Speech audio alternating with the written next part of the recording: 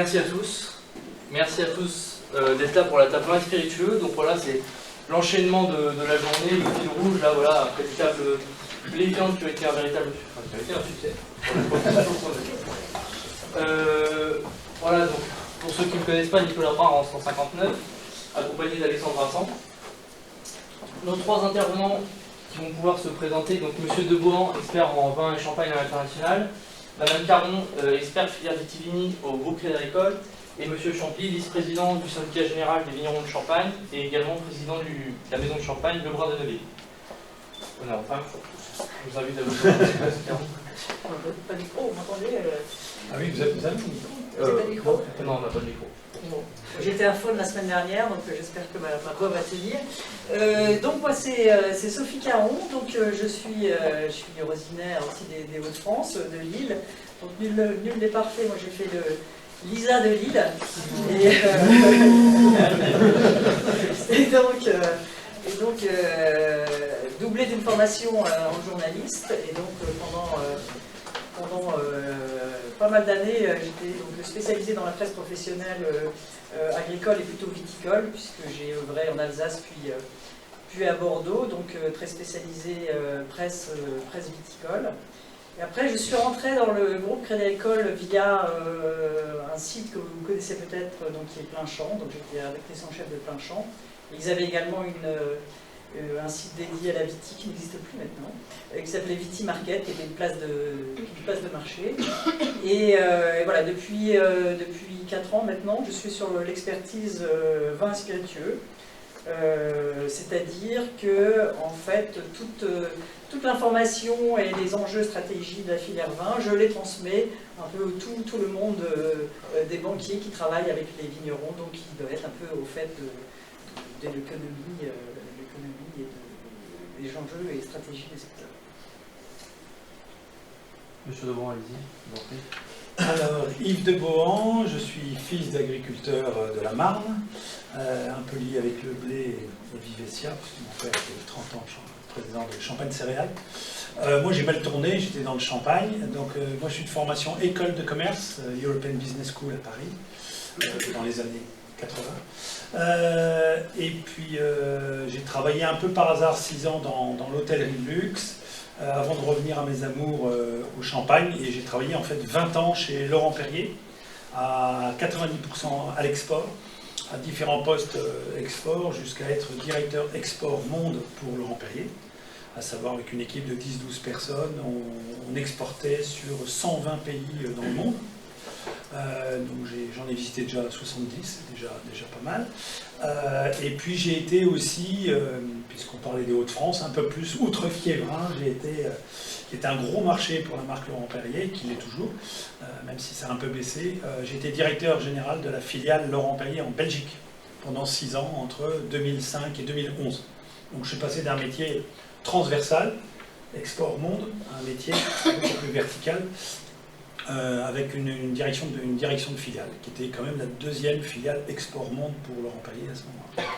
Donc qui vendait, pour vous donner un ordre de grandeur, 900 000 bouteilles de champagne rien que sur la Belgique. Voilà, ça faisait un petit chiffre d'affaires de plus de 14 millions d'euros quand même, ce qui était déjà pas mal, avec un petit concurrent qui s'appelait LVMH. Donc ça vous booste bien tous les matins.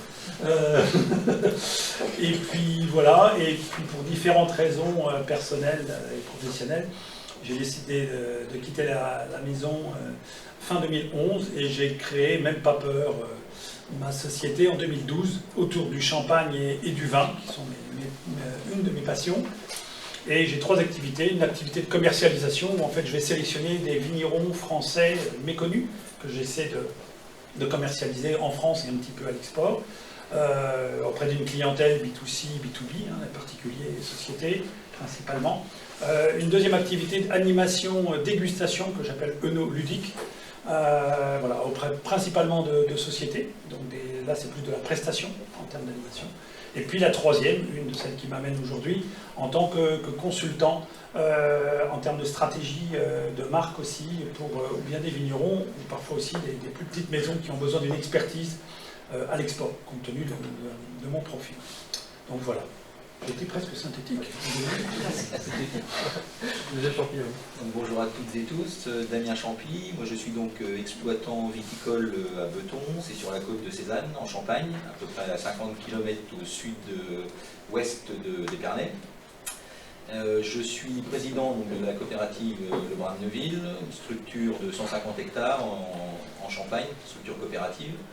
Ça fait partie des 10-15 plus grosses coopératives de base en Champagne, hors union de coopératives.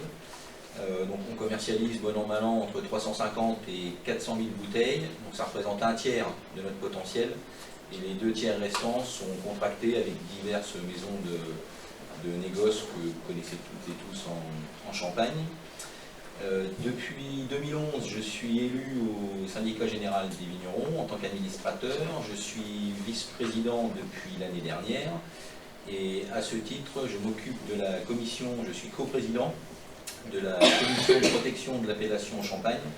En fait, notre interprofession, on a ce qu'on appelle, alors je ferai certainement l'erreur au niveau du langage, mais c'était avant le CIVC, maintenant c'est le comité Champagne. Donc le comité Champagne est financé à parité par le vignoble et par les maisons de négoce. Et il y a 6 commissions au CIVC, dont celle de protection de l'appellation, où je suis, et à chaque fois, vous avez à la tête de chaque commission un vigneron et un négociant. Voilà. Merci à vous trois. Donc brièvement avec Alexandre, voilà, on va vous recontextualiser la filière en dissociant bien vin tranquille, champagne et spiritueux. Donc je me permets pour les vins tranquilles. Donc pour ceux qui sont peut-être moins adeptes, vin tranquille c'est vin hors effervescent. Donc pas de champagne, voilà, il n'y a pas de champagne ni de crément donc, voilà, dans ces chiffres-là. À savoir que la France c'est le 2e producteur mondial en volume et le 1er en valeur. Donc voilà, on va essayer de garder ce fil rouge d'excellence voilà, tout au long de notre table ronde. Avec également deux chiffres importants qui sont 10% du vignoble mondial en France et 5 milliards de chiffre d'affaires à l'export. Donc voilà, ce poids aussi géopolitique et export, voilà, qu'on essaie aussi de garder en fil rouge. Avec des marchés clés, Chine, États-Unis, Royaume-Uni, on va revenir dessus tout à l'heure dans la première thématique. Les chiffres là, c'est les chiffres de 2017, vous comprendrez que la thématique 2018 a bien changé, notamment sur la Chine. Je n'en dis pas plus, on reviendra plus tard là-dessus. Merci pour cette présentation, Nico.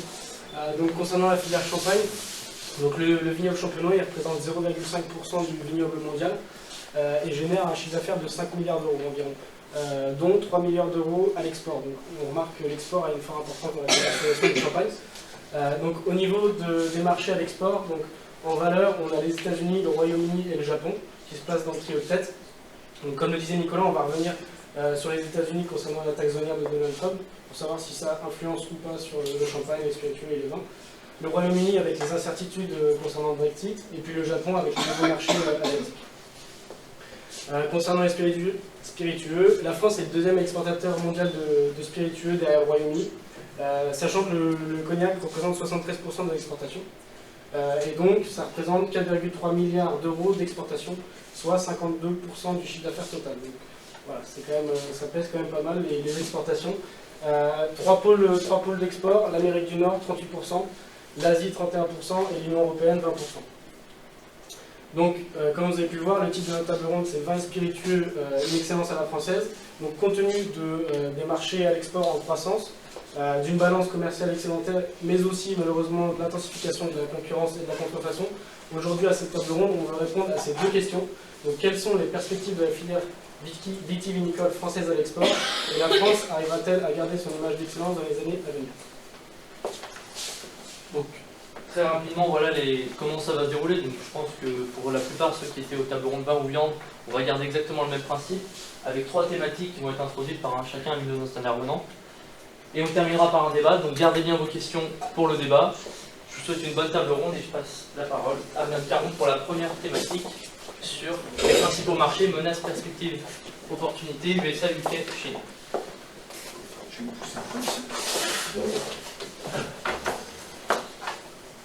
Bien, bonjour à tous. Plutôt, j'imagine, habitués au marché d'Abière que peut-être au marché du Nord, enfin je parle en termes de production, mais quoique, avec le réchauffement climatique, on en parlera peut-être après, mais il y a peut-être des opportunités, hein, donc si vous voulez vous diversifier, il y a peut-être un créneau à prendre. Donc moi je vais vous parler d'export. Avant de vous parler export, je vais vous parler un peu du marché en général, puisque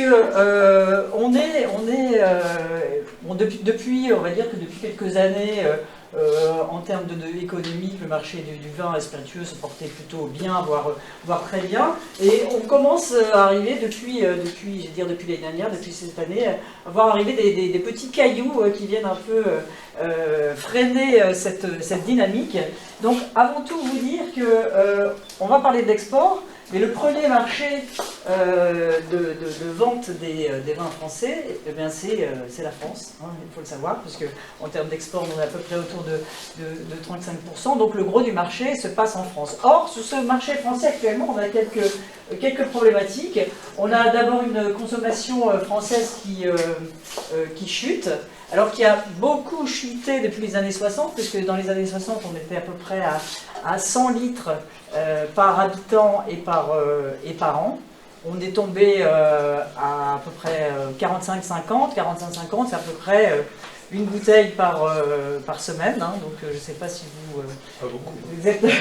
vous êtes plutôt en haut ou en bas en termes de consommation de vin. Alors, par personne, alors je vais vous poser une question, savoir si vous êtes au courant, mais savoir quel est le plus gros pays consommateur par personne, à votre avis, par tête. Alors, par tête, par personne.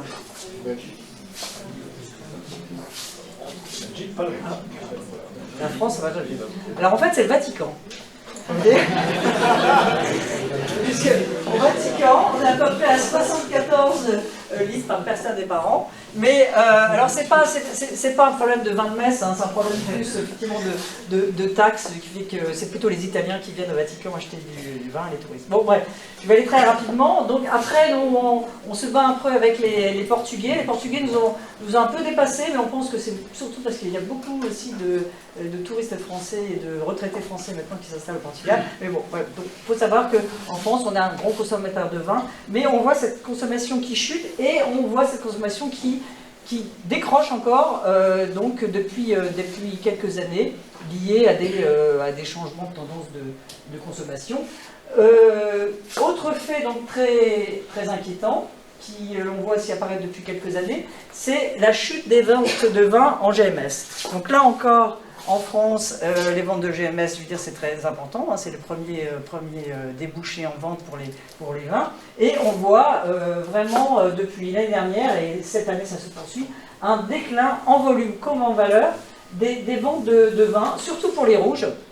On a surtout un problème sur les rouges, mais le champagne qui décroche, donc là je laisserai mes collègues qui sont plus spécialisés que moi peut-être en parler, et une des grosses chutes des résultats des foires au vin cette année, bon, liées notamment à la loi Egalim hein, qui a freiné les promotions, mais aussi, enfin c'est une tendance de fond aussi, ce qui fait que les ventes globales en GMS baissent. Bon, tout ça pour dire qu'on a quelques problèmes sur le marché français. On a de fait aussi les prix qui commencent un peu à décrocher. Alors quand je dis qu'ils commencent, à Bordeaux ça décroche globalement. Donc ce qui se passe à Bordeaux c'est complexe, je pourrais vous en parler pendant des heures, mais donc je ne vais pas, je vais pas en parler, on verra s'il y a des questions après.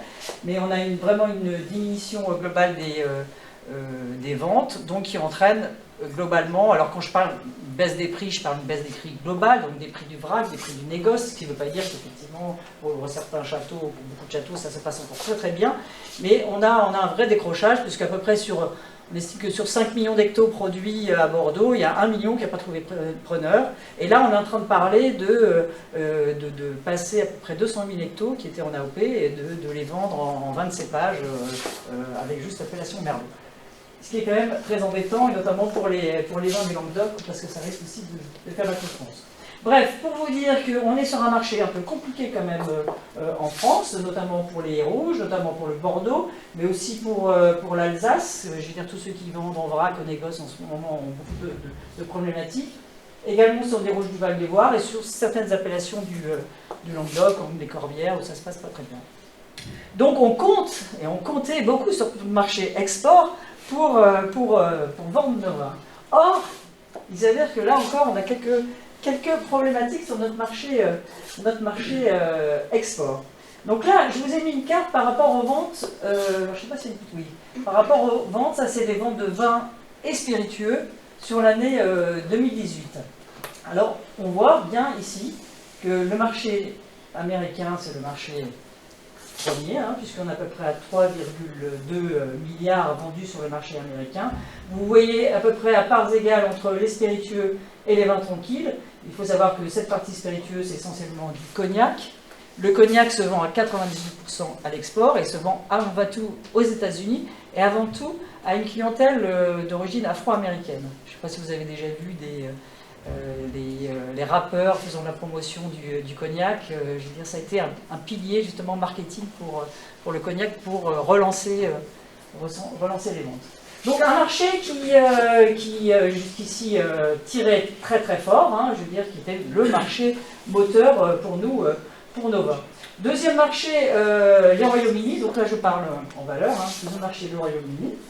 Donc, malgré les incertitudes du Brexit, ce qu'on peut dire, c'est que c'est un marché qui résiste quand même pas mal, qui fait mieux que ça, puisque les ventes là sont reparties énormément en 2019, mais là aussi on en parlera aussi, parce que ça concerne le champagne, il y a un phénomène aussi de stockage important, puisque dans l'incertitude, il y a beaucoup d'importateurs qui ont pris l'initiative de stocker au cas où on ait un Brexit dur, comme ça ils ont quelques mois, voire une année devant eux, où ils pourraient être tranquilles. Donc bon, un marché quand même qui se maintient, un marché très très très important. Troisième marché pour les vins spiritueux, là surtout pour les vins, surtout pour les rouges et surtout pour les bordeaux, le marché chinois. Alors le marché chinois a un peu plus problématique, avec toujours un petit bémol parce que c'est toujours très compliqué d'avoir les chiffres en Chine, mais c'est évident que là on est vraiment sur une baisse des ventes du marché chinois pour la première fois depuis 2013. Hong Kong. Voilà, là ça n'inclut pas Hong Kong, mais on verra tout à l'heure qu'effectivement la plateforme Hong Kong nous inquiète aussi également, puisqu'il y a beaucoup de vins vendus à Hong Kong qui repart après en Chine. Donc sur nos trois principaux marchés vins et spiritueux, toujours, on a actuellement quelques soucis et on va un peu rentrer dans le détail. Alors, le Royaume-Uni. Le Royaume-Uni, je vais passer assez vite parce que le Royaume-Uni, ce ne sont que des incertitudes. Tout ce qu'on sait, c'est qu'on ne sait pas. Voilà, ce qu'on sait, c'est qu'on ne sait pas. On a eu plusieurs fois des craintes de sortie de Brexit dur, que ce soit avec Madame May, que ce soit avec Monsieur Johnson. Donc, oui, voilà, une photo. Et donc, bon, actuellement, donc, l'Union européenne a autorisé qu'on reporte les négociations jusque fin janvier, c'est-à-dire que si on n'arrive pas à se mettre d'accord, on a encore un risque de rentrer dans un Brexit dur, donc c'est-à-dire Brexit dur, je veux dire, sans accord, à partir du 1er février. Parallèlement, il y a des élections, je crois que vous devez savoir, qui se passent au Royaume-Uni. Donc M. Johnson essaye d'avoir une majorité justement pour pouvoir avoir assez de poids au Parlement pour pouvoir négocier. Mais bon, pour l'instant, ça reste une grosse interrogation. Alors, qu'est-ce qui va se passer si on a un Brexit dur? Alors, ce qui va se passer, c'est que le Royaume-Uni va devenir un pays tiers. C'est-à-dire qu'un producteur de vin va devoir raisonner avec le Royaume-Uni comme si c'était quelqu'un d'un pays tiers, donc avec des règles complètement différentes, ce qui veut dire avec de la paperasse administrative différente, avec on craint des risques problématiques d'engorgement s'il y a jamais un système douanier qui se rétablit, mais là encore, beaucoup d'incertitudes. En fait, ce qu'on craint le plus, c'est que l'économie du Royaume-Uni s'effondre, et en fait, c'est ça qui aura le plus gros impact en fait, sur la vente de vin, parce qu'on l'a vu en Espagne, on le voit en Uruguay en ce moment, à chaque fois qu'il y a une économie d'un pays qui décline, à chaque fois, les consommateurs s'orientent plutôt vers une consommation de bière et abandonnent le vin, qui est quand même un produit un peu plus onéreux. Donc voilà, beaucoup d'interrogations. Après, c'est un pays avec lequel on travaille depuis, je veux dire, des décennies, voire des siècles. Hein. Donc on peut être confiant, ça restera toujours un client. Je pense qu'eux vont tout faire aussi pour garder ce lien avec la France, hein, puisqu'on est quand même un lien de proximité. Ceci étant, voilà, on n'est pas à l'abri aussi d'accords qui vont se passer avec les Australiens ou avec les Chiliens, et donc d'avoir une concurrence accrue sur ce marché, et aussi d'avoir peut-être, si on a si on a un niveau de vie qui baisse, effectivement, alors on verra après avec le champagne, mais plutôt qui s'oriente, comme on le voit aussi un peu actuellement, vers des produits moins chers, comme les Prosecco et d'autres effervescents. Alors, ce qui vous inquiète aussi, et très fort, comme je vous ai dit, c'est la Chine. Donc, je vous ai montré les chiffres 2018 tout à l'heure, et on voit que en 2019, ça continue, hein, parce que ça, c'est les chiffres export sur 9 mois. Donc là, on est uniquement sur 20 tranquilles, et on voit qu'on est à moins 11% sur les 20 tranquilles. Donc là, c'est une problématique surtout 20 tranquilles, parce que vous voyez, sur les spiritueux ou sur les mousseux, bon, on dira tout à l'heure, mais alors quand je dis mousseux, c'est vrai que si on n'est pas au fait, on se dit mousseux, c'est champagne inclus. Champagne est un mousseux. Donc il faut voir que c'est la catégorie des mousseux. Si pour l'instant les mousseux et les spiritueux ne sont pas impactés, vous voyez que les 20 tranquilles, on est à moins 11%. Alors pourquoi le marché chinois est un marché inquiétant en ce moment? Bon, parce que l'économie chinoise est moins robuste. Parce qu'on était sur une consommation vraiment très, très haut de gamme, et très rouge et très haut de gamme en Chine, et qu'on commence à avoir aussi un changement de type de consommation. Donc les Chinois commencent à s'orienter vers des produits un peu moins chers. Qui dit produit un peu moins cher dit aussi plus de concurrence. Et on a surtout les Chiliens et les Australiens qui rentrent maintenant en Chine sans taxe, puisqu'ils ont négocié effectivement de rentrer sans taxe. Donc on se fait pas mal concurrencer sur ce marché. Alors les États-Unis, on disait bon, ça se passe pas très bien au Royaume-Uni, ça devient un peu compliqué en Chine, mais alors heureusement, il y a les Américains. Les Américains, c'est une valeur sûre. Les Américains, ils ont une progression de la consommation vraiment constante, donc tout va bien. Vous voyez, on a des chiffres là, sur les 9 premiers mois qui restent très très bons, aussi bien en effervescent qu'en vin tranquille, qu'en spiritueux. Donc vraiment c'est un marché sur lequel on comptait. Il faut savoir que le rosé de Provence, là, je veux dire, il est vendu à l'export presque à 50% maintenant sur le marché américain. En plus c'est un marché qui paye, c'est-à-dire les Américains, ça leur fait pas peur d'acheter une bouteille 10, 15, 20 euros. Je veux dire, c'est basique. Je veux dire, ils achètent vraiment du vin haut de gamme, donc alors, nous on y allait, on margeait, etc. Super. Et puis voilà, patatras. Donc bon, on s'y attendait un peu, hein, mais d'ailleurs, on avait peur même que ce soit pire. Je crois que les champenois avaient aussi quelques craintes, ils se sont dit, ouf, là, c'est bon. Mais donc on a cette sanction Airbus qui a instauré, donc le 18 octobre, une taxe de 25% sur nos produits vers les États-Unis. Donc vous voyez, bon, c'est un peu fini, hein, l'époque où effectivement Macron et Trump trinquaient à la gloire des vins français. Maintenant c'est un peu la guerre. Alors cette nouvelle taxe américaine, alors histoire de bien diviser l'Europe, elle n'a pas touché les pays de façon équivalente. Hein. Ce qui est important pour nous, c'est que, enfin ce qui est grave pour nous, c'est que les Italiens sur leurs vins ne sont pas pour l'instant impactés.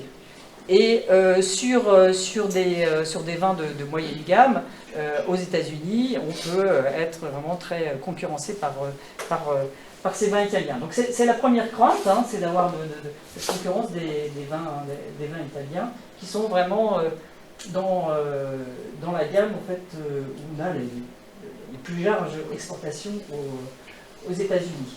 Donc cette taxe, elle concerne quoi? Elle concerne donc les vins tranquilles, de moins de 14 degrés, et dans des récipients inférieurs à 2 litres. C'est-à-dire qu'elle ne concerne pas donc, toutes les effervescents, le champagne, le crémant, etc. et elle ne concerne pas le vrac. Mais bon, je veux dire, on ne vend pas beaucoup de vrac aux États-Unis. Tout faire en double balle. Voilà. Alors l'impact. Alors l'impact immédiat pour l'instant, il est compliqué à évaluer parce que c'est très frais. Donc automatiquement, on va. Ce qui se passe pour l'instant, c'est que les importateurs, parce qu'aux États-Unis c'est un peu particulier, on a la règle des 3 tiers, c'est-à-dire que pour vendre aux États-Unis, vous êtes obligé de vendre à un importateur qui va lui-même revendre un distributeur, qui va lui-même revendre un magasin. Et on est obligé, vous ne pouvez pas vendre directement à un consommateur, même en e-commerce, vous ne pouvez pas. Quoi. Et donc, il s'avère, les importateurs, quand même, ils tiennent beaucoup au vin français, hein, parce qu'on a quand même, on en parlera tout à l'heure, mais je veux dire, la notoriété du vin français, elle est toujours là, même si on se fait un peu chahuter sur certains marchés, elle est toujours là. Ils ne pourront pas se passer de nos vins, surtout des vins haut de gamme, surtout aussi des rosés, puisque c'est des très gros consommateurs de rosés. Donc, ils vont, bien sûr, baisser leur marge, mais ça veut dire que nous, on va devoir aussi baisser nos marges. Donc là encore, les vins les plus impactés, pour nous, ben, ça risque malheureusement peut-être d'être des vins qui sont déjà en difficulté, par exemple les Bordeaux, hein, qui sont maintenant chahutés non seulement sur la Chine, et qui risquent d'être chahutés, puisqu'eux, ils auront, s'ils doivent rogner encore sur leur marge, alors qu'en ce moment, ils n'ont pas de marge quasiment, donc ça va être vraiment problématique. Alors, il y a quelques détournements, c'est-à-dire que des vins qui étaient à 14,2, 14,3, plutôt 14,3 degrés, on les faisait passer à 14, et ben maintenant il y a quelques producteurs qui vont les étiqueter à 14,5, hein, comme ça ils vont échapper. Il y a certains exportateurs, il y a notamment Monsieur Chapoutier que vous devez connaître, donc les vins Chapoutier, donc il y a un gros producteur négociant qui a dit ben, moi je vais vendre une partie de mes Côtes-du-Rhône en vrac et je vais passer des accords avec des embouteilleurs aux États-Unis, hein, puisque ça fera plaisir à Monsieur Trump parce qu'on va faire marcher l'économie américaine et en même temps comme ça je pourrai continuer à vendre mes vins. Donc bon. Quand même des grosses inquiétudes, hein, puisqu'on était sur un marché qui marchait très bien, et donc voilà, on est aussi dans l'expectative. Il faut savoir que cette règle, qui a été mise en place suite, on a dit, à l'affaire Airbus, elle va être renégociée au mois de février, puis après tous les 4 mois. Ça veut dire qu'au mois de février, on peut très bien dire, on va mettre le champagne dedans, on peut très bien dire, on va mettre le cognac dedans, on peut très bien dire, on ne sait pas. On peut très bien dire, les Italiens, on va le remettre dans la liste. Donc c'est un peu au bon vouloir de M. Trump et de son équipe. Madame Caron, voilà. Est-ce que vous pouvez... C'est fini, c'est la scène de conclusion. Ah, là, c'est un bon timing.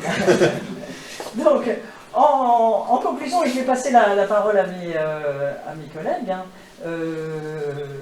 en 2020, alors je vous parlais de la taxe Airbus, mais aux États-Unis, là, en 2 décembre, M. Trump, maintenant par rapport aux taxes GAFA, a décidé de mettre le champagne dans une éventuelle liste de taxation, mais là je crois qu'on parle même de 100%, hein. Donc ce qui veut dire qu'on n'est pas à l'abri que maintenant le champagne soit taxé aussi par ce biais. Ce qui veut dire que, voilà, on a beaucoup de bâtons dans les roues aux États-Unis en ce moment.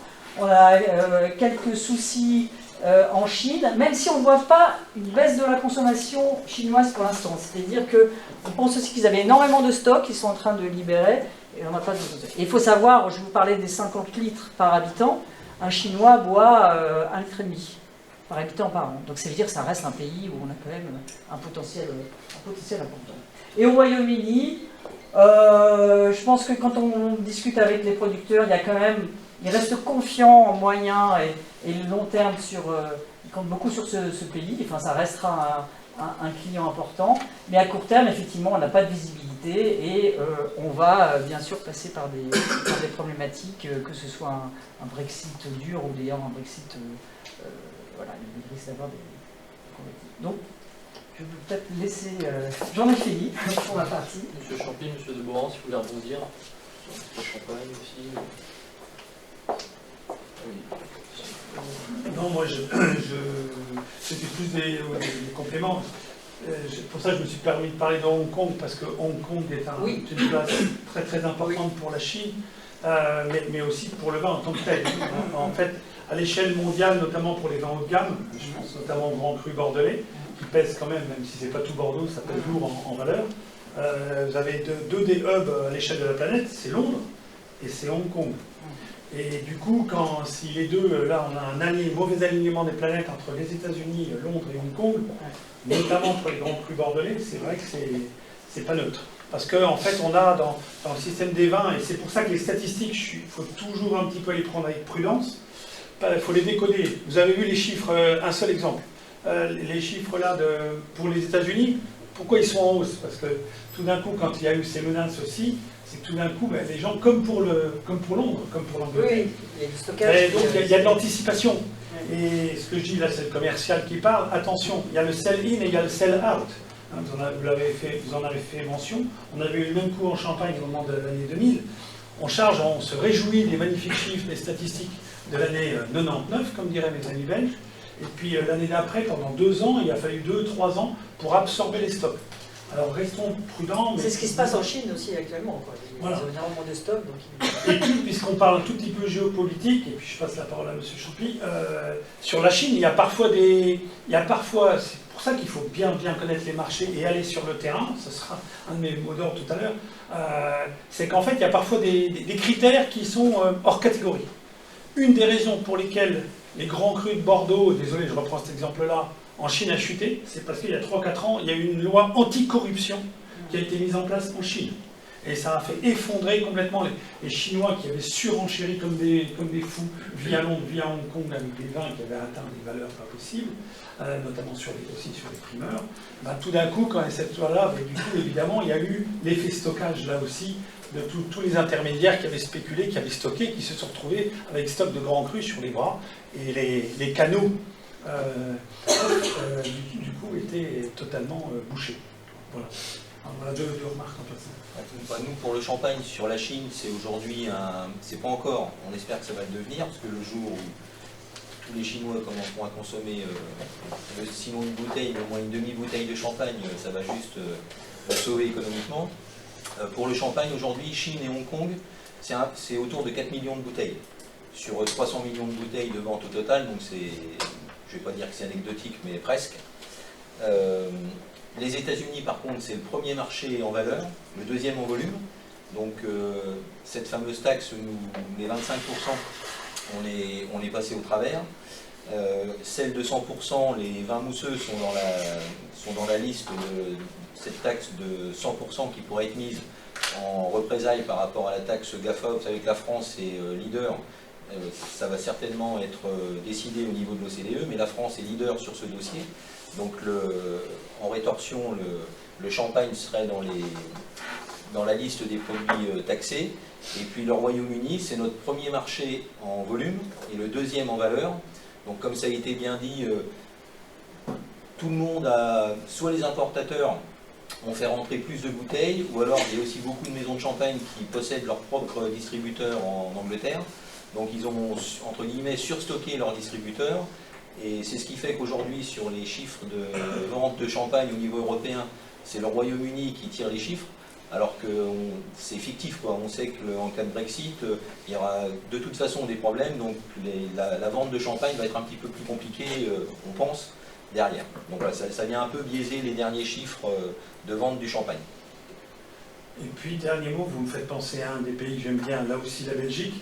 Dans les statistiques, il faut faire attention parce que surtout nos amis belges aiment beaucoup la France et ils ont des voitures avec des grands coffres. Le CIVC avait fait une étude il y a quelques années.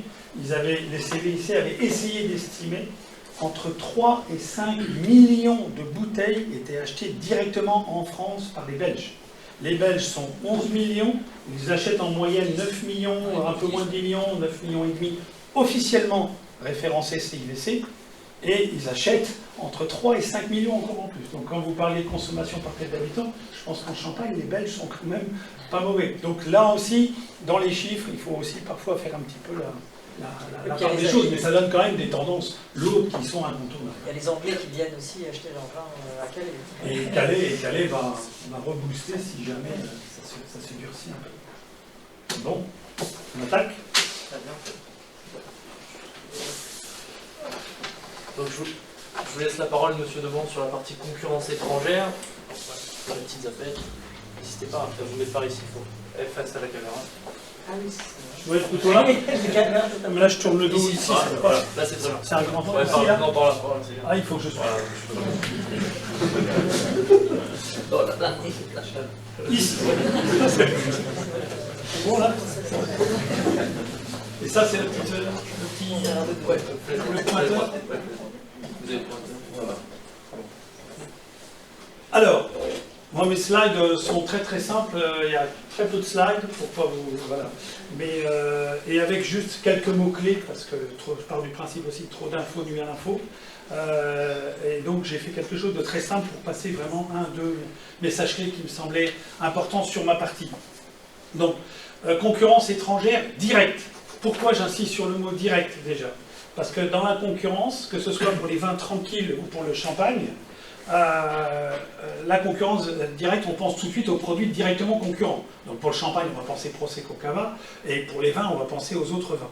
Or, vous-même qui êtes des consommateurs pas encore avertis, mais en tout cas potentiellement intéressés, vous-même vous vous rendez bien compte qu'au moment, par exemple, tout bête de l'exemple d'un apéritif, ça peut être une coupe de champagne, ça peut être un verre de vin, mais ça peut être aussi, bon, c'est plus l'époque du martini ou du porto, mais ça peut être un mojito, un spritz ou un je sais pas quoi, ou une bière. Donc, dans la concurrence, il faut bien dissocier concurrence directe et indirecte. Ici, on va parler vraiment de la concurrence directe, mais parfois elle est vraiment... l'indirect n'est pas à sous-estimer. Donc, les deux grandes questions, quel risque pour nos filières françaises et quelle stratégie adopter? Là, je vais surtout mettre un focus sur les vins tranquilles et un peu le champagne, qui sera repris un peu après avec M. Champy, qui est lui-même directement concerné en tant que vigneron et de par ses fonctions au CIVC. Alors, donc cette définition direct-indirect, c'est important, mais en plus de faire cette nuance sur le direct-indirect, ce qui est important, c'est de parler aussi. Pour chaque marché, on a une typologie de marché qui va être vraiment différente. Déjà en Europe, mais aussi après ça sur tous les pays tiers. Hein, est-ce que le pays déjà est producteur de vin? Vous voyez, par rapport à un vin tranquille ou à des vins mousseux, est-ce que le pays est producteur? Italie, Espagne. Et contrairement à ce qu'on peut croire, et ça c'est intéressant, et on le voit surtout, moi ce qui me bluffe le plus au niveau du champagne, c'est l'Australie. On pourrait se dire, l'Australie, on n'a pas beaucoup de chance, c'est loin, ça va être coûteux, ils ont des vins locaux. Et bien non, l'Australie fait pratiquement dans le top 10, si je ne me trompe pas, autour de la 10e place en valeur absolue, ce qui est quand même assez incroyable. Pourquoi? Ça va introduire une autre notion, la notion d'éducation, la notion de maturité du consommateur. Et ça, c'est fondamental. On le voit, on vient d'en parler avec la Chine, vous pouvez avoir un pays énorme, et on n'a pas parlé de l'Inde. Vous pouvez avoir des pays colossaux, s'il n'y a pas l'éducation, il n'y a pas la maturité, il n'y a pas le goût, votre marché, il vaut rien. Moi, je disais tout le temps en rigolant, la Chine, c'est même pas 10% de la Belgique. Alors, les gens me regardaient comme ça, mais en Champagne, c'est quand même vrai, vous venez de le rappeler. Donc, très très important, la typologie des marchés, parce que de là va découler aussi la concurrence en fonction de son historique, en fonction de son profil. Et évidemment aussi, va intervenir l'économie, le PIB, évidemment le pouvoir d'achat, puisque là je parle, évidemment je suis un peu déformé par mon expérience sur la notion de marque et des vins plutôt à valeur ajoutée, puisque c'est là où ça va être un de mes messages. Je pense que même sur des vins français plus classiques, plus standards, notre chance de nous y retrouver, de toute façon, elle va être sur un mot-clé, ça va être la valeur ajoutée. Je pense que là, beaucoup de gens seront d'accord avec moi. Donc, on voit qu'aux États-Unis, évidemment, ça ne date pas d'aujourd'hui, en Napa Valley, en Côte de l'Ouest, etc. Même les maisons de champagne, et c'est là où d'ailleurs, entre nous, il y a un peu là, il y en a un qui va me regarder, qui me voit déjà venir avec mes petits sabots. Même certaines grandes maisons de champagne sont un peu sur les deux aspects, parce qu'on se défend pour notre appellation champagne, mais en même temps, parfois des mêmes maisons de champagne ont elles-mêmes déjà investi depuis 20-30 ans en Napa Valley, en Amérique du Sud, en Argentine, en Afrique du Sud et dans bien d'autres pays. Donc ça pose parfois des petits soucis de non-cannibalisation au niveau du nom. je viens de parler de la Chine. L'Inde, c'est encore pour d'autres critères en fait. Hein. On a un autre souci avec l'Inde, c'est l'OMC, ça remonte encore à 2 échelons au-dessus. C'est les barrières douanières. Donc, parce que l'Indien est plutôt consommateur, mais il produit plutôt localement. Donc vous voyez, la concurrence, elle est parfois complètement biaisée par différents paramètres. La Russie, on en a parlé tout à l'heure dans le blé avec notre ami Poutine, c'est encore un autre débat. La Pologne, à l'époque, je me souviens, il fallait qu'on mette des banderoles. Enfin bon, au niveau de la concurrence, parfois, les critères sont vraiment très très variables. Et le Pacifique, je viens d'en parler avec l'Australie comme bel exemple. Et donc, le critère, après ça, c'est de trouver toujours le meilleur équilibre dans la concurrence entre le quanti et le quali, le quantitatif et le qualitatif. En Champagne, évidemment, les concurrents directs sont les... Alors, j'ai même pas envie de dire direct pour le Champagne, encore que, parce que pour moi, et ça c'est pas de l'arrogance de ma part en tant que champenois légèrement chauvin, mais pour moi les cava et les prosecco s'adressent directement en concurrence avec nos vins mousseux et nos créments. Le Champagne, en théorie, et ça devrait être le cas en pratique, on n'est quand même pas tout à fait dans la même catégorie, on est sur des gammes différentes. En revanche, et ça c'est quelque chose dont on parle très peu et trop peu, je vais vous expliquer pourquoi, c'est aussi l'image. Vous savez que plus vous allez dans une marque, et plus vous vendez aussi un nom, vous vendez du rêve, vous vendez une image. Et un des problèmes qu'on a en Champagne, même si vous allez le voir, je suis quelqu'un de très très optimiste, c'est l'image. L'image du Champagne est dans une proportion bien moindre, un peu le problème qu'a un peu Bordeaux en ce moment, par exemple, par rapport à la Bourgogne. Moi qui en vends tous les jours, c'est un peu plus au marché français, mais Bordeaux souffre un peu d'une image vieillotte, d'une image un petit peu poussiéreuse. En ce moment, l'appellation qui cartonne, c'est la Bourgogne. La Bourgogne, ils n'ont pas de vin, mais ils explosent les compteurs, pas assez de vin et les prix flambent. Donc, et la Champagne a un risque. Maintenant, il y a pas mal d'instances qui en sont maintenant de plus en plus conscientes, c'est que la Champagne a une image qui a besoin d'être reliftée, d'être redynamisée. Moi, j'avais été très marqué par une étude qui avait été faite par le CIVC, commandée par le CIVC il y a maintenant 3-4 ans, sur 3 marchés tests qui étaient donc France, Angleterre et États-Unis. Et ce qui ressortait notamment sur le marché historique UK, c'était qu'en fait, le produit qui était devenu à la mode, on ne parlait même pas de qualité, on ne parlait même pas de prix, mais le produit trendy, c'était le Prosecco. Pourquoi? Parce que c'était chic. Il y avait un peu la notion, là on rentrait dans du lifestyle, on rentrait dans du statut. Donc on ne vendait plus un produit, on vendait un concept, on vendait une image. C'était un peu notre ami Nespresso, là, George Clooney. Vous voyez, chic décontracté, je bois du Prosecco, c'est chic. Champagne, c'est ringard. Enfin, je caricature, mais il y avait un petit peu de ça. Donc ça, quand on parle de concurrence, il faut aller beaucoup plus loin que le spectre pur du produit, il faut raisonner globalement, et il faut penser image et lifestyle. Alors, peut-être la slide qui est la plus importante, et c'est l'avant-dernière, ça tombe bien, j'ai été relativement synthétique pour le temps, monsieur. J'ai même encore un peu de temps. Bon, 5 minutes, n'exagérons pas non plus. Alors là, alors maintenant, les risques, donc, vous les voyez venir, il faut évidemment repenser à l'image, repenser aussi à un certain nombre de choses. Moi, je reste très très positif et confiant sur nos vins tranquilles, et sur le Champagne. C'est difficile de faire une synthèse de tout ça en 15 minutes, honnêtement. Mais bon, j'ai pas peur des challenges.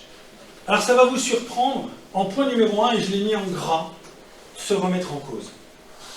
Oui, parce que nous, ça va avec le point numéro 2, oui, on doit être fier, oui, on est bon, oui, on peut parler d'excellence.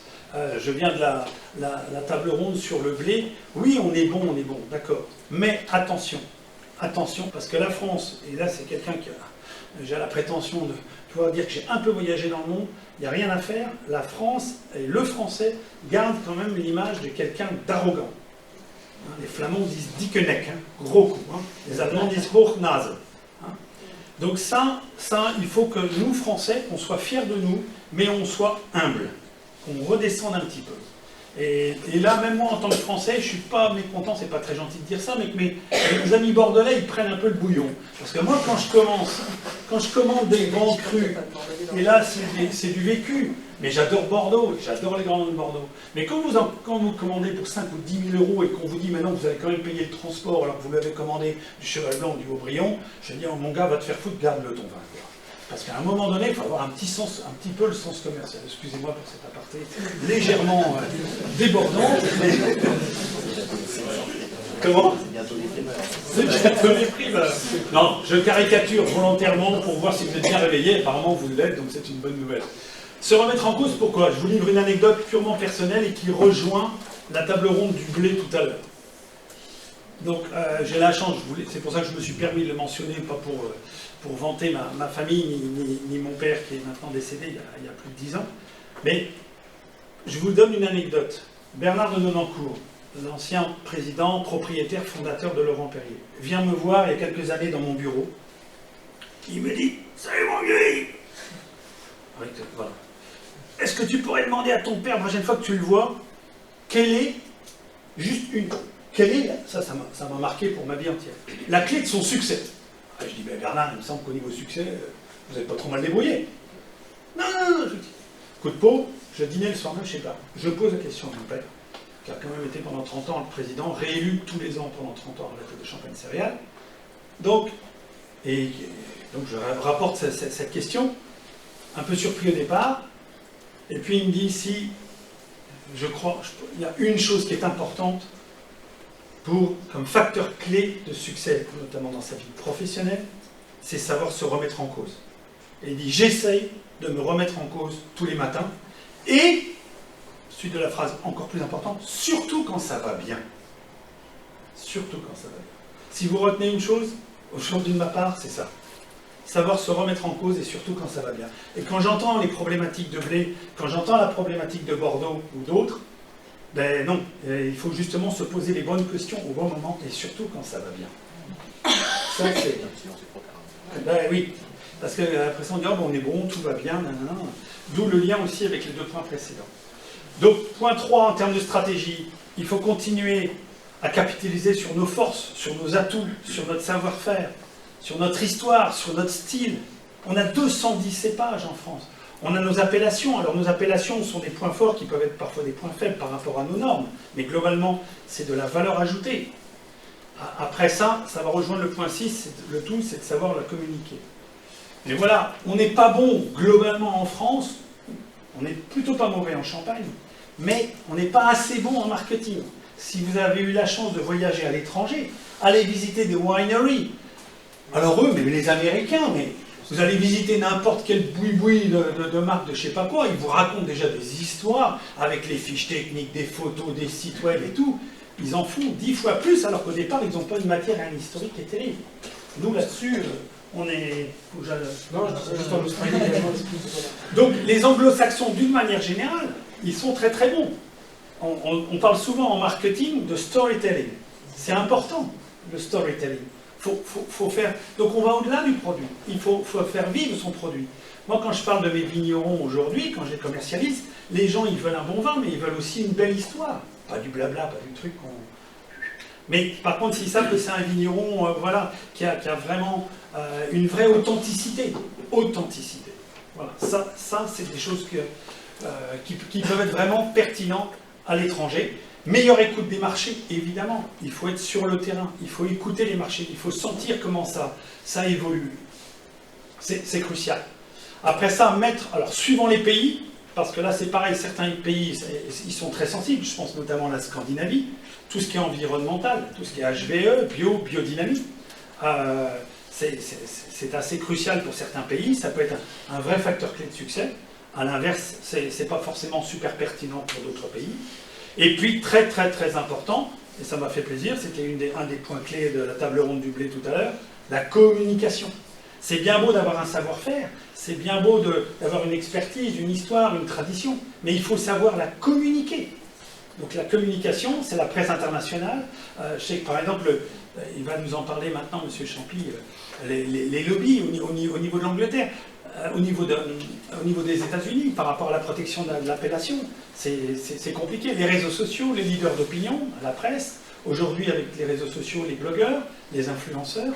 Enfin voilà. Donc, en résumé, oui, il y a un certain risque. Il faut être vigilant, il faut se remettre en cause, et il faut voyager, il faut exporter, mais on a une vraie dynamique, on a un vrai savoir-faire, et surtout, il faut bien montrer notre différence. Ce qu'appellent les Anglais les USP, Unique Selling Proposal. C'est vrai pour nos vins, c'est vrai pour notre champagne. Voilà, c'est why choosing champagne versus Prosecco. Why choosing my red wine from Bordeaux versus celui de Napa Valley, d'Argentine ou du Chili. Voilà, c'est ça la vraie question clé.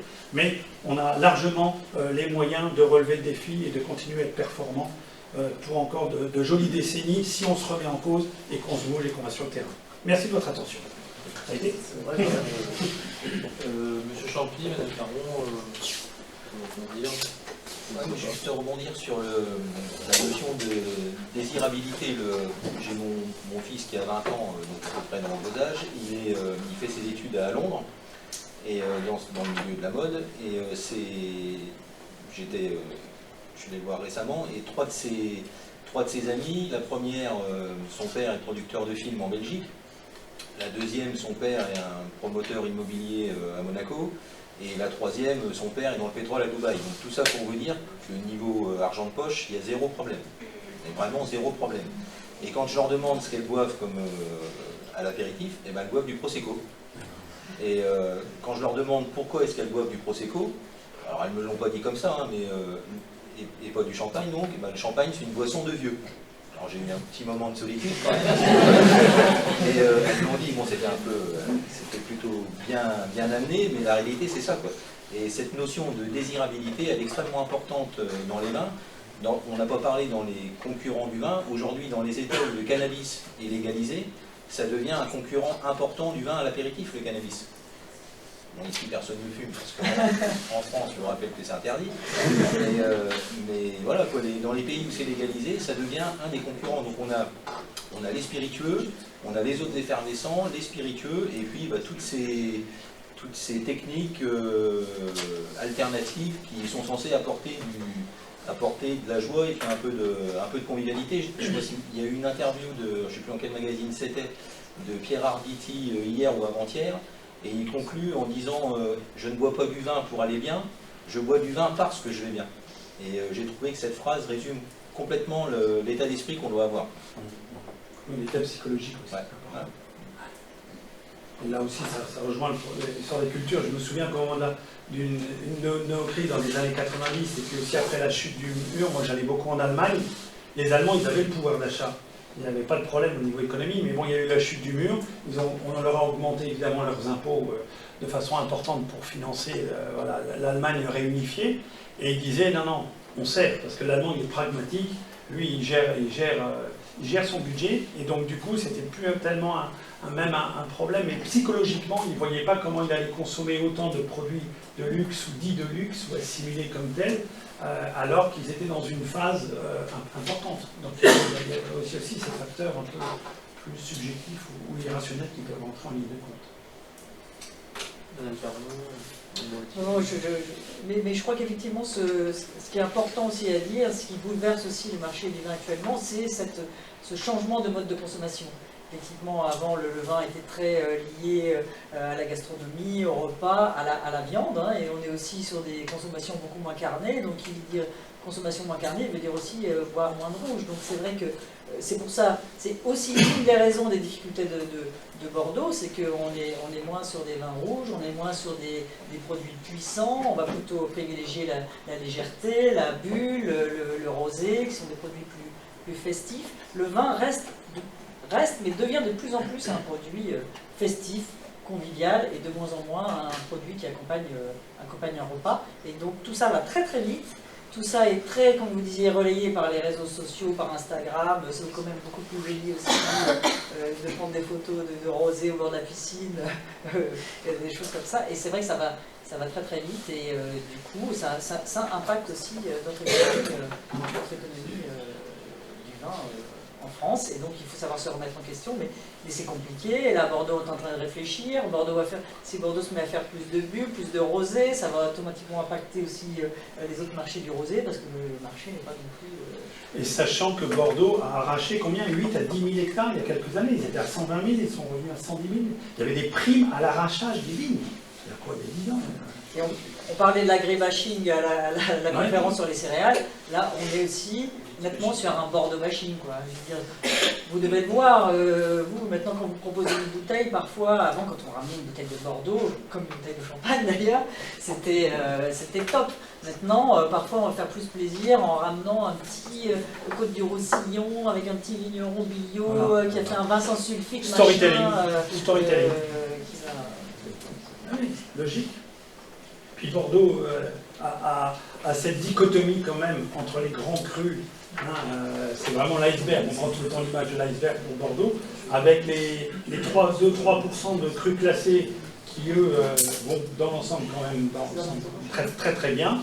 Et puis derrière, le reste de Bordeaux qui du coup pâtit d'une image plutôt chère, et pour des vins des Bordeaux Sud ou des Côtes de Blaye ou des vins un peu plus ordinaires mais qui restent des bons vins, l'image est à la fois un peu vieillotte et pour des vins moins sexy, quoi.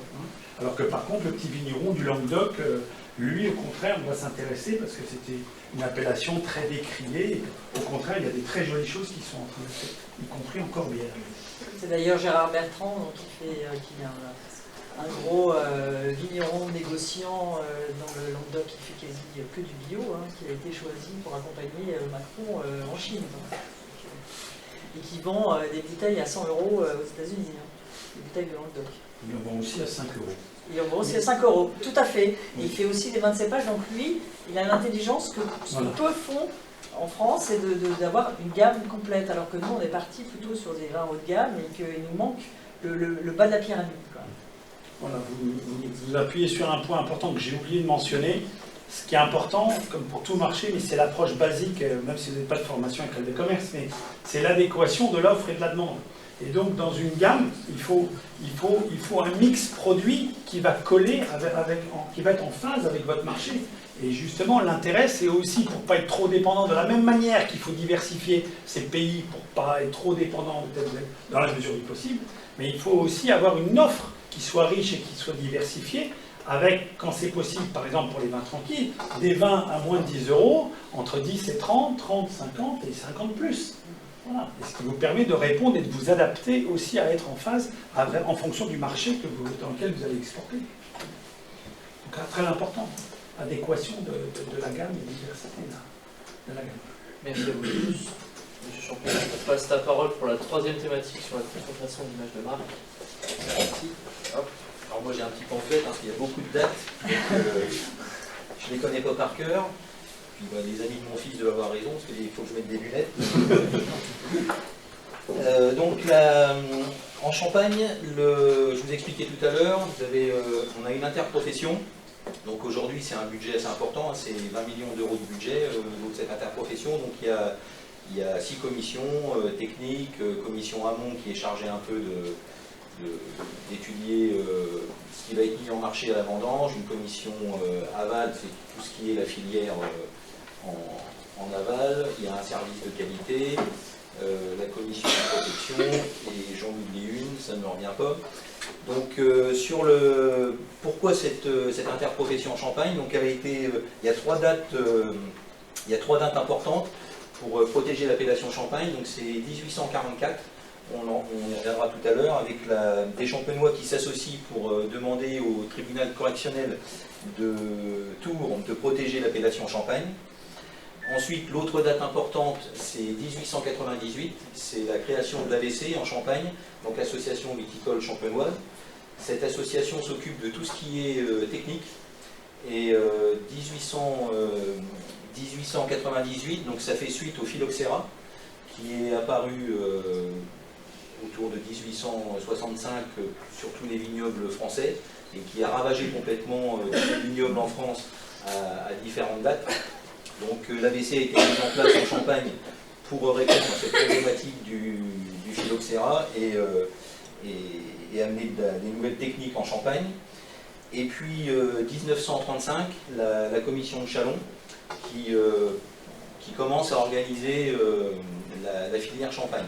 1927, délimitation des limitations de l'appellation en Champagne, 1927, et 1935, création des AOC, et donc 1935 également la commission de Châlons. Donc 4 buts pour cette commission de Châlons. Le rendement en Champagne, on ne parle pas en hecto, on parle en kilos. Donc cette année c'était 10 200 kg par hectare, vous pouvez récolter. Et en gros, pour faire une bouteille de champagne, il vous faut 1,2 kg de la deuxième idée, c'était de fixer les degrés minimum alcooliques, le rendement au pressurage et puis la durée de vieillissement. Ouais. Donc voilà, c'est ce que je vous disais, le tribunal de Tours, ça va tout à l'heure. Pour la stratégie interprofessionnelle, deux fondements. Donc il n'est pas possible de changer le nom d'une appellation si on perd c'est ancré dans le terroir, donc si on perd le nom de l'appellation, on n'a plus que nos yeux pour pleurer. La valeur de l'appellation, ça résulte du lien exclusif entre le nom et l'appellation. Si je vous dis Mont Blanc, alors je ne sais pas dans la salle, Mont Blanc, si ça évoque pour vous la crème dessert, ou si ça évoque les stylos de luxe. Et voilà, l'idée c'est ça, c'est que quand on dit champagne, tout de suite on pense à une bouteille de vin effervescent, produite évidemment en Champagne. Deux principes sur cette protection de l'appellation, donc faire progresser petit à petit et de plus en plus exploser les frontières, ne pas se cantonner à la France et aller de plus en plus loin. Le CIVC a été créé en 1941, avril 1941, donc sous l'occupation bien évidemment. En plus le préfet dans la Marne à cette époque c'était René Bousquet, donc qui n'a pas laissé un souvenir extraordinaire dans la mémoire des Français. En fait l'idée des occupants allemands, c'était d'organiser, donc ça a été surtout fait en Champagne, en Bourgogne et à Bordeaux, c'était d'organiser vers l'Allemagne le rapatriement de vins de qualité pour tous les dignitaires. D'ailleurs, Bernard de Nonancourt, qui était le président et fondateur de Laurent Perrier, était dans la 2e DB, si je ne me trompe pas, commandant de char, et il est intervenu quand il y a eu la prise du nid d'aigle d'Adolf Hitler. Et dans les caves, il y avait des caisses de champagne, du champagne salon, qu'il a racheté, je ne sais plus en quelle année, mais plus tard. Voilà. C'était pour la petite histoire sur le... Exactement. 4 axes d'action. Donc la lutte anti-contrefaçon, la protection contre les usurpations légalisées, la préservation de la notoriété et l'amélioration du cadre de protection. Le champagne fait partie des filières les plus copiées, avec le cognac et les scotch whisky. Et en fait, le problème quand vous êtes copié, c'est de pouvoir se défendre. Et bien évidemment, pour se défendre, il faut énormément de budget. Donc il y a peu de filières qui ont les moyens de se défendre, parce qu'un avocat, ça coûte extrêmement cher. Encore plus, en France, c'est déjà le cas, mais encore plus si vous allez dans des pays type Australie, Nouvelle-Zélande, etc.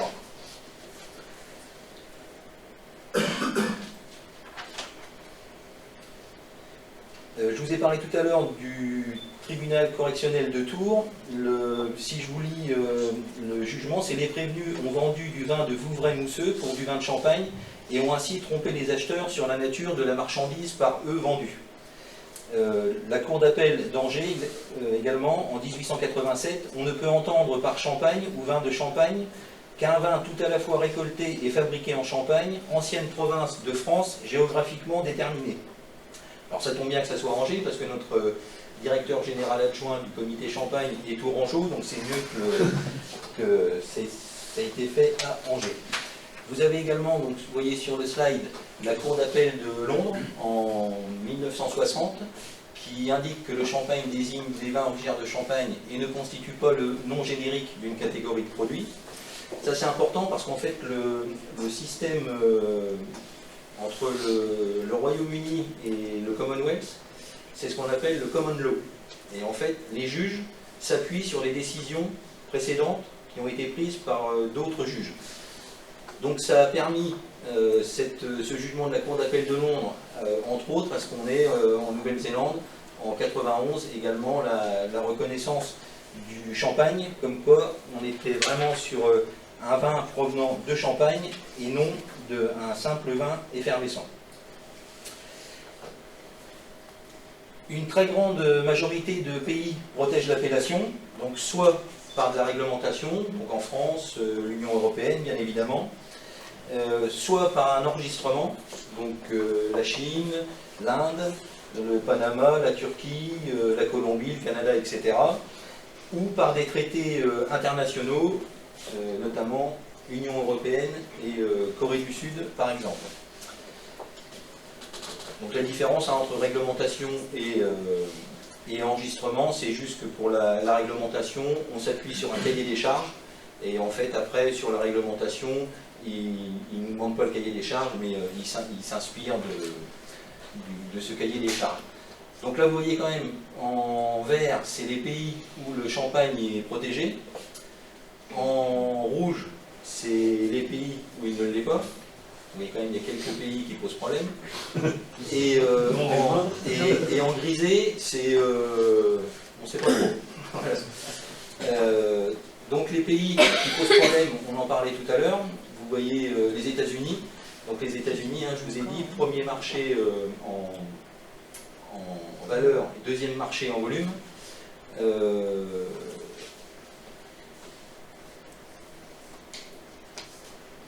Voilà, si je fais spécifiquement sur les États-Unis, vous avez Corbel, Cooks et André. Donc Corbel, ça appartient à une personne qui s'appelle Gary Eck. Cooks, ça appartient à Constellation. Constellation, c'est le premier producteur de vin au monde. Et André, ça appartient à Gallo, qui est le premier producteur de vin produit à partir de... Enfin, ils font beaucoup de brandy aussi, mais il y a également beaucoup de vin. Et donc en fait, sur ces trois, c'est principalement eux qui posent problème.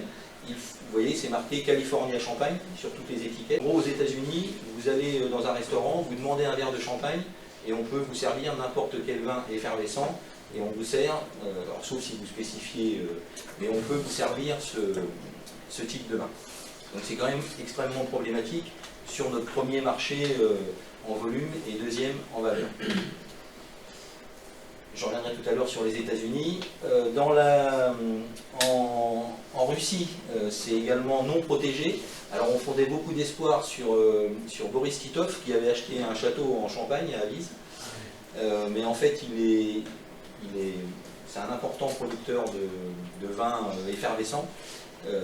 Il a été appelé par Vladimir Poutine sur des fonctions gouvernementales, donc il s'est un peu éloigné de la Champagne. On pensait que ça allait jouer en notre faveur, et finalement on n'a pas trop d'évolution sur ce terrain-là.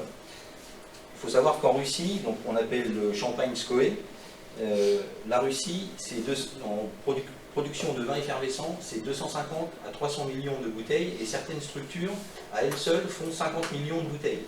C'est énorme en termes de production. Et puis l'Argentine également, où ils font du champagnat. Donc il y a deux producteurs aujourd'hui. Alors on fondait de gros espoirs sur le Mercosur. Vous savez que le Mercosur a été signé mais pas encore ratifié. Et en fait c'est un échec parce que ce qui s'applique, c'est ce qu'on appelle la clause du grand-père. Donc ça a été la même chose, on a eu la même chose en 2006 aux États-Unis. C'est que ceux qui, après la ratification, enfin la signature, pardon, après la signature, n'ont plus le droit d'utiliser champagne, mais s'ils l'utilisaient avant, ils peuvent continuer à l'utiliser. C'est pour ça qu'on appelle ça la clause du grand-père. Donc sur le Mercosur, c'est plutôt un échec pour notre reconnaissance de protection de l'appellation. À droite, vous avez ce qu'on a fait jusqu'en 2012, donc c'était aux États-Unis, et l'idée, Donc là, vous voyez le homard du Maine venant du Kansas, bien évidemment non, et le champagne vient seulement de Champagne. Donc l'idée, il y a eu les homards, il y a eu les pommes, il y en a eu 3-4 autres que j'ai plus en tête. Et l'idée, c'était de montrer que la provenance géographique était importante et qu'on ne pouvait pas tromper le consommateur en indiquant une fausse provenance géographique. Donc ça a été arrêté en 2012. Et depuis, alors vous avez le TTIP, hein, donc ça a commencé en 2013. On a fondé beaucoup d'espoir sur les discussions sur l'accord transatlantique. Depuis que Donald Trump est arrivé, c'est clairement au point mort. On utilisait un cabinet de lobbying. Alors lobbying en France, c'est un gros mot, mais aux États-Unis, c'est absolument nécessaire. Et c'était notamment Jean-David Lévy, qui a été ambassadeur aux États-Unis, et le Sherpa de Jacques Chirac et de Nicolas Sarkozy. Donc, avec un associé d'Alan Rice qui était secrétaire d'État de George Bush, si ma mémoire est bonne. Et en fait, il faisait du lobbying pour essayer de faire passer la reconnaissance de la protection de l'appellation Champagne. Donc, ce que je vous disais, depuis que Donald Trump est arrivé, c'est clairement un échec et les discussions sont totalement au point mort. À droite, vous avez la Wines Origin Alliance. Donc, elle a été créée entre 2005 et 2006. C'est principalement à l'initiative de la Champagne. Aujourd'hui, il y a 26 régions qui font partie de cette alliance. Et l'idée, c'est vraiment, donc vous voyez, il y a des vins français, mais il y a Sonoma, il y a la Vallée, vous avez Chianti, la Rioja, l'Espagne, l'Australie, le Portugal. Et si on regroupe la totalité de ces régions, on représente 70% du commerce du vin dans le monde. Et donc l'idée, c'est encore une fois de prouver partout que ce qui est important, c'est l'origine géographique. Alors, indication géographique aux États-Unis, c'est un gros mot. Donc c'est compliqué, mais l'idée c'est ça, c'est de dire que les vins de Napa Valley ne peuvent provenir que de Napa Valley, pareil pour Sonoma, etc. dans les autres régions. Alors, si on revient un peu sur les taxes que Donald Trump a mis en place et menace de mettre, moi j'étais à Washington fin octobre, donc on a rencontré pendant 2 jours des représentants du Sénat, donc avec Napa Valley, avec un Bourguignon, avec des représentants des appellations d'origine américaine. Pendant 2 jours, on a rencontré les représentants pour les sensibiliser à cette reconnaissance de l'origine. Et puis le dernier jour, on l'a passé à l'ambassade de France, où on a discuté notamment de cette taxe des 25%. Alors c'est ce que nous expliquaient les représentants de l'ambassade qui étaient sur place, c'est que c'était clairement, par rapport à cette problématique Airbus-Boeing, parce qu'il y a la plainte des États-Unis contre l'Europe pour avoir financé Airbus, mais il y a eu aussi 6 mois après la plainte de l'Europe contre les États-Unis pour avoir financé Boeing. Donc on n'en sort plus. Et nous, ce qu'on leur a dit, c'est qu'on est victime collatérale d'un dossier qui ne nous concerne pas, en fait. Donc, alors, les effervescents et le cognac étaient exclus de cette taxe de 25%. Alors, Donald Trump avait inauguré en grande pompe avec Bernard Arnault une entreprise, une usine Louis Vuitton, quelques semaines auparavant. Donc, ça a peut-être joué dans la décision. Toujours est-il que là, vous avez vu aux informations dernièrement, avec cette taxe de 100%, et ce que je vous disais tout à l'heure, les vins mousseux seraient dans la boucle.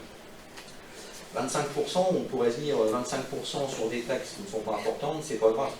Mais Madame Caron vous expliquait tout à l'heure, aux États-Unis, il faut obligatoirement passer par un importateur, un distributeur et un revendeur, et à chaque fois ils prennent 15% chacun.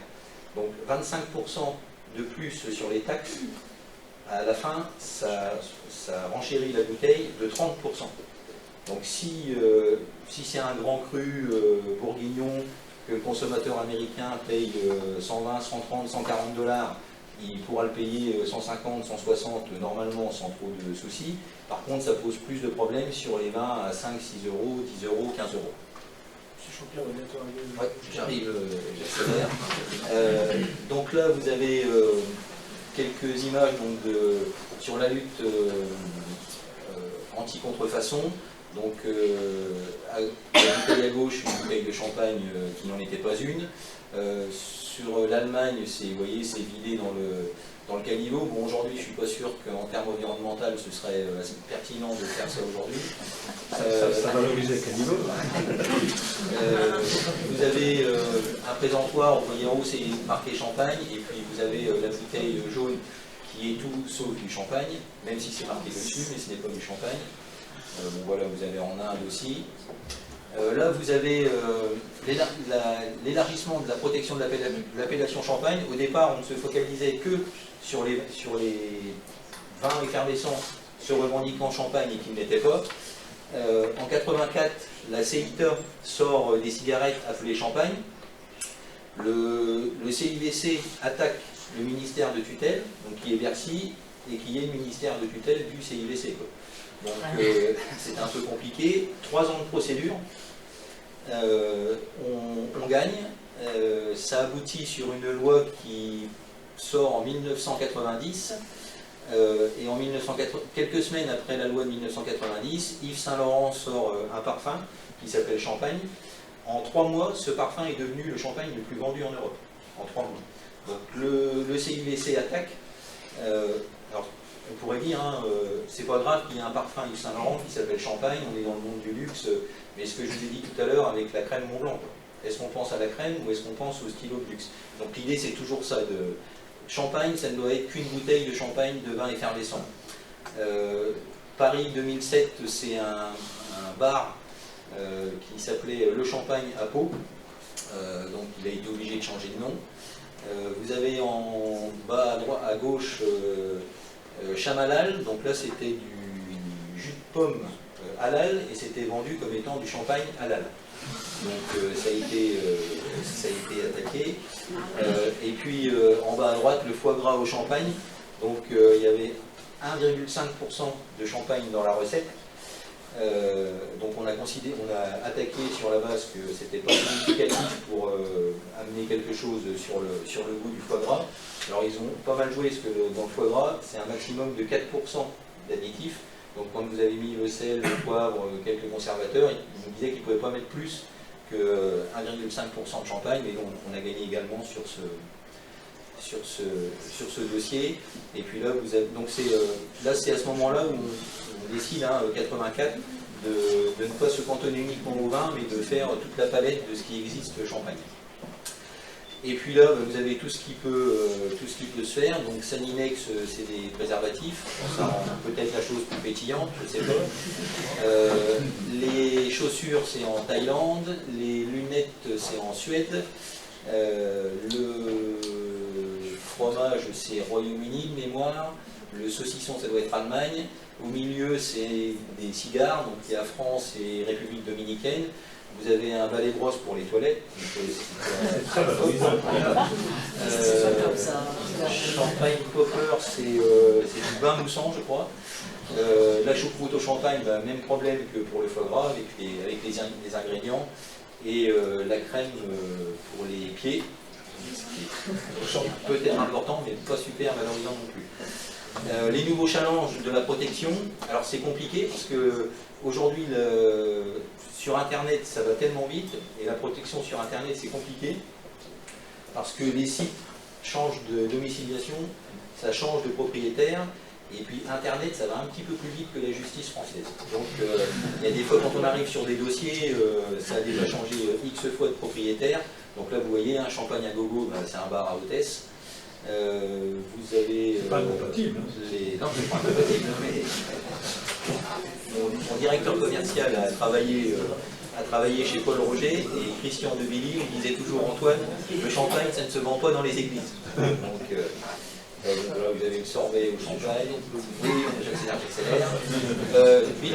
Bilan chiffré, 3800 dossiers réglés, 500 dossiers actifs en ce moment, encore 500 dossiers ouverts. 200 procédures en cours et l'appellation est enregistrée dans 43 nouveaux pays. Je vous remercie de votre attention. Merci.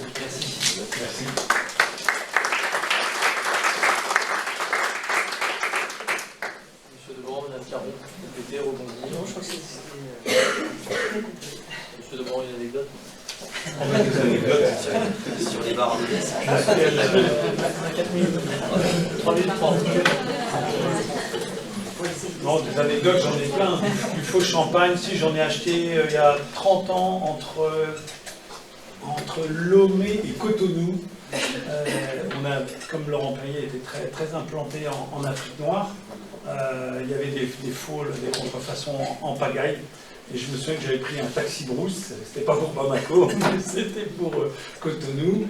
Et puis je m'étais dit, il faut que je ramène quand même un jour au bureau un faux Laurent Perrier. Et puis du coup, sur le chemin, à un moment, je vois un gars comme ça, comme un autostoppeur, mais qui vendait du champagne comme ça à la sauvette au bord de la route piste. Et puis je dis au chauffeur, arrêtez-vous, arrêtez-vous. Je commence à lui demander combien, c'est des francs CFA évidemment. Et je dis, oh là là, beaucoup trop cher. Il me dit, oui, mais c'est du Laurent Perrier. Je dis, oh oui, non, c'est bon, mais ça vaut, c'est trop cher. Et finalement, je crois que j'ai acheté la bouteille pour l'équivalent de, à l'époque, moins de 5 francs français. Bon, donc c'était pas très cher. En fait, ce qu'il faisait là, il prenait la vraie bouteille, avec la vraie étiquette, pardon, qui avait des bouteilles vides, il la remplissait avec du cidre ou un pétillant tout à fait basique, et il remettait un espèce de bouchon voilà, avec un papier type vache qui rit ou je sais pas quoi, et le tout quand même pour donner l'illusion, ils emballaient ça à la Crystal Rodrèche quand même, hein. C'est-à-dire qu'ils vous mettaient un grand film cellophane et tout ça pour 3-4 francs. Donc celle-ci, elle a fait partie des collectors. Et puis sinon, ben, en rentrant des États-Unis, comme beaucoup de Français et champenois, à l'époque, c'était avant que la société soit fermée, c'était American Airlines, et je vois champagne. Je fais, génial. Et puis, évidemment, je demande du champagne, et là, j'ai fait un sketch dans l'avion. Mais alors, je leur ai fait un peu peur quand même. C'était il y a déjà 20 ans, et donc j'ai demandé du champagne. Et donc, ils m'ont amené leur vin mousseux, bref. Et j'ai dit, non, mais I want the real champagne. Donc, j'ai fait un sketch. L'hôtesse, pour me calmer, m'a amené plein de bouteilles. Je lui ai dit, non, I want the real champagne. C'est marqué là. I'm going to sue American Airlines. Je vais mettre un procès aux fesses. Alors là, c'était pas étonnant. Et une autre fois, encore plus grave, chez Saks. Chez Saks, qui est quand même, si vous connaissez New York, c'est un des restaurants dans un des coins les plus prestigieux de Manhattan. Et là, dans le beau restaurant de Saks, pareil, je vois, mais comme beaucoup de restaurants, malheureusement aux États-Unis, c'est pour ça que c'est clé là, ce que fait CIVC, je vois champagne, donc tout content, je commande une coupe de champagne, et évidemment, c'était... Et là, le maître d'hôtel, par contre, alors les Américains, super pro, ils avaient aussi du champagne, du champagne panier, je me souviens à l'époque, et du coup, je dis, mais c'est pas... Et là, coup de peau, sur l'étiquette, c'était pas marqué champagne. Et donc, je dis, mais show me on the label, show me on the label. Et là, le gars... Ah ben non, c'est pas marqué champagne, donc du coup, I want the real champagne. Frenchy un peu chiant. Et du coup, il m'a ramené une bouteille, il m'a dit, mais goûtez, vous allez voir, c'est bon. Je dis, ok, je goûte, mais je préfère mon champagne. Il dit, ah, les champagnes. Oh, j'ai eu droit à 3 coupes gratuites. On m'a caressé, c'était bien, mais pour vous dire que c'est du quotidien, et c'est quand même compliqué. Et le comble et le paradoxe, c'est qu'on connaît très bien la mentalité américaine. Amusez-vous à copier un quart de dixième du logo de Coca-Cola, vous prenez 18 avocats aux fesses. Hein. Alors, c'est bizarre, la réciproque ne marche pas dans notre pays. Mais Chablis a eu des problèmes aussi. Chablis aussi. Les anecdotes. Merci à vous trois, je pense qu'on peut les applaudir déjà pour...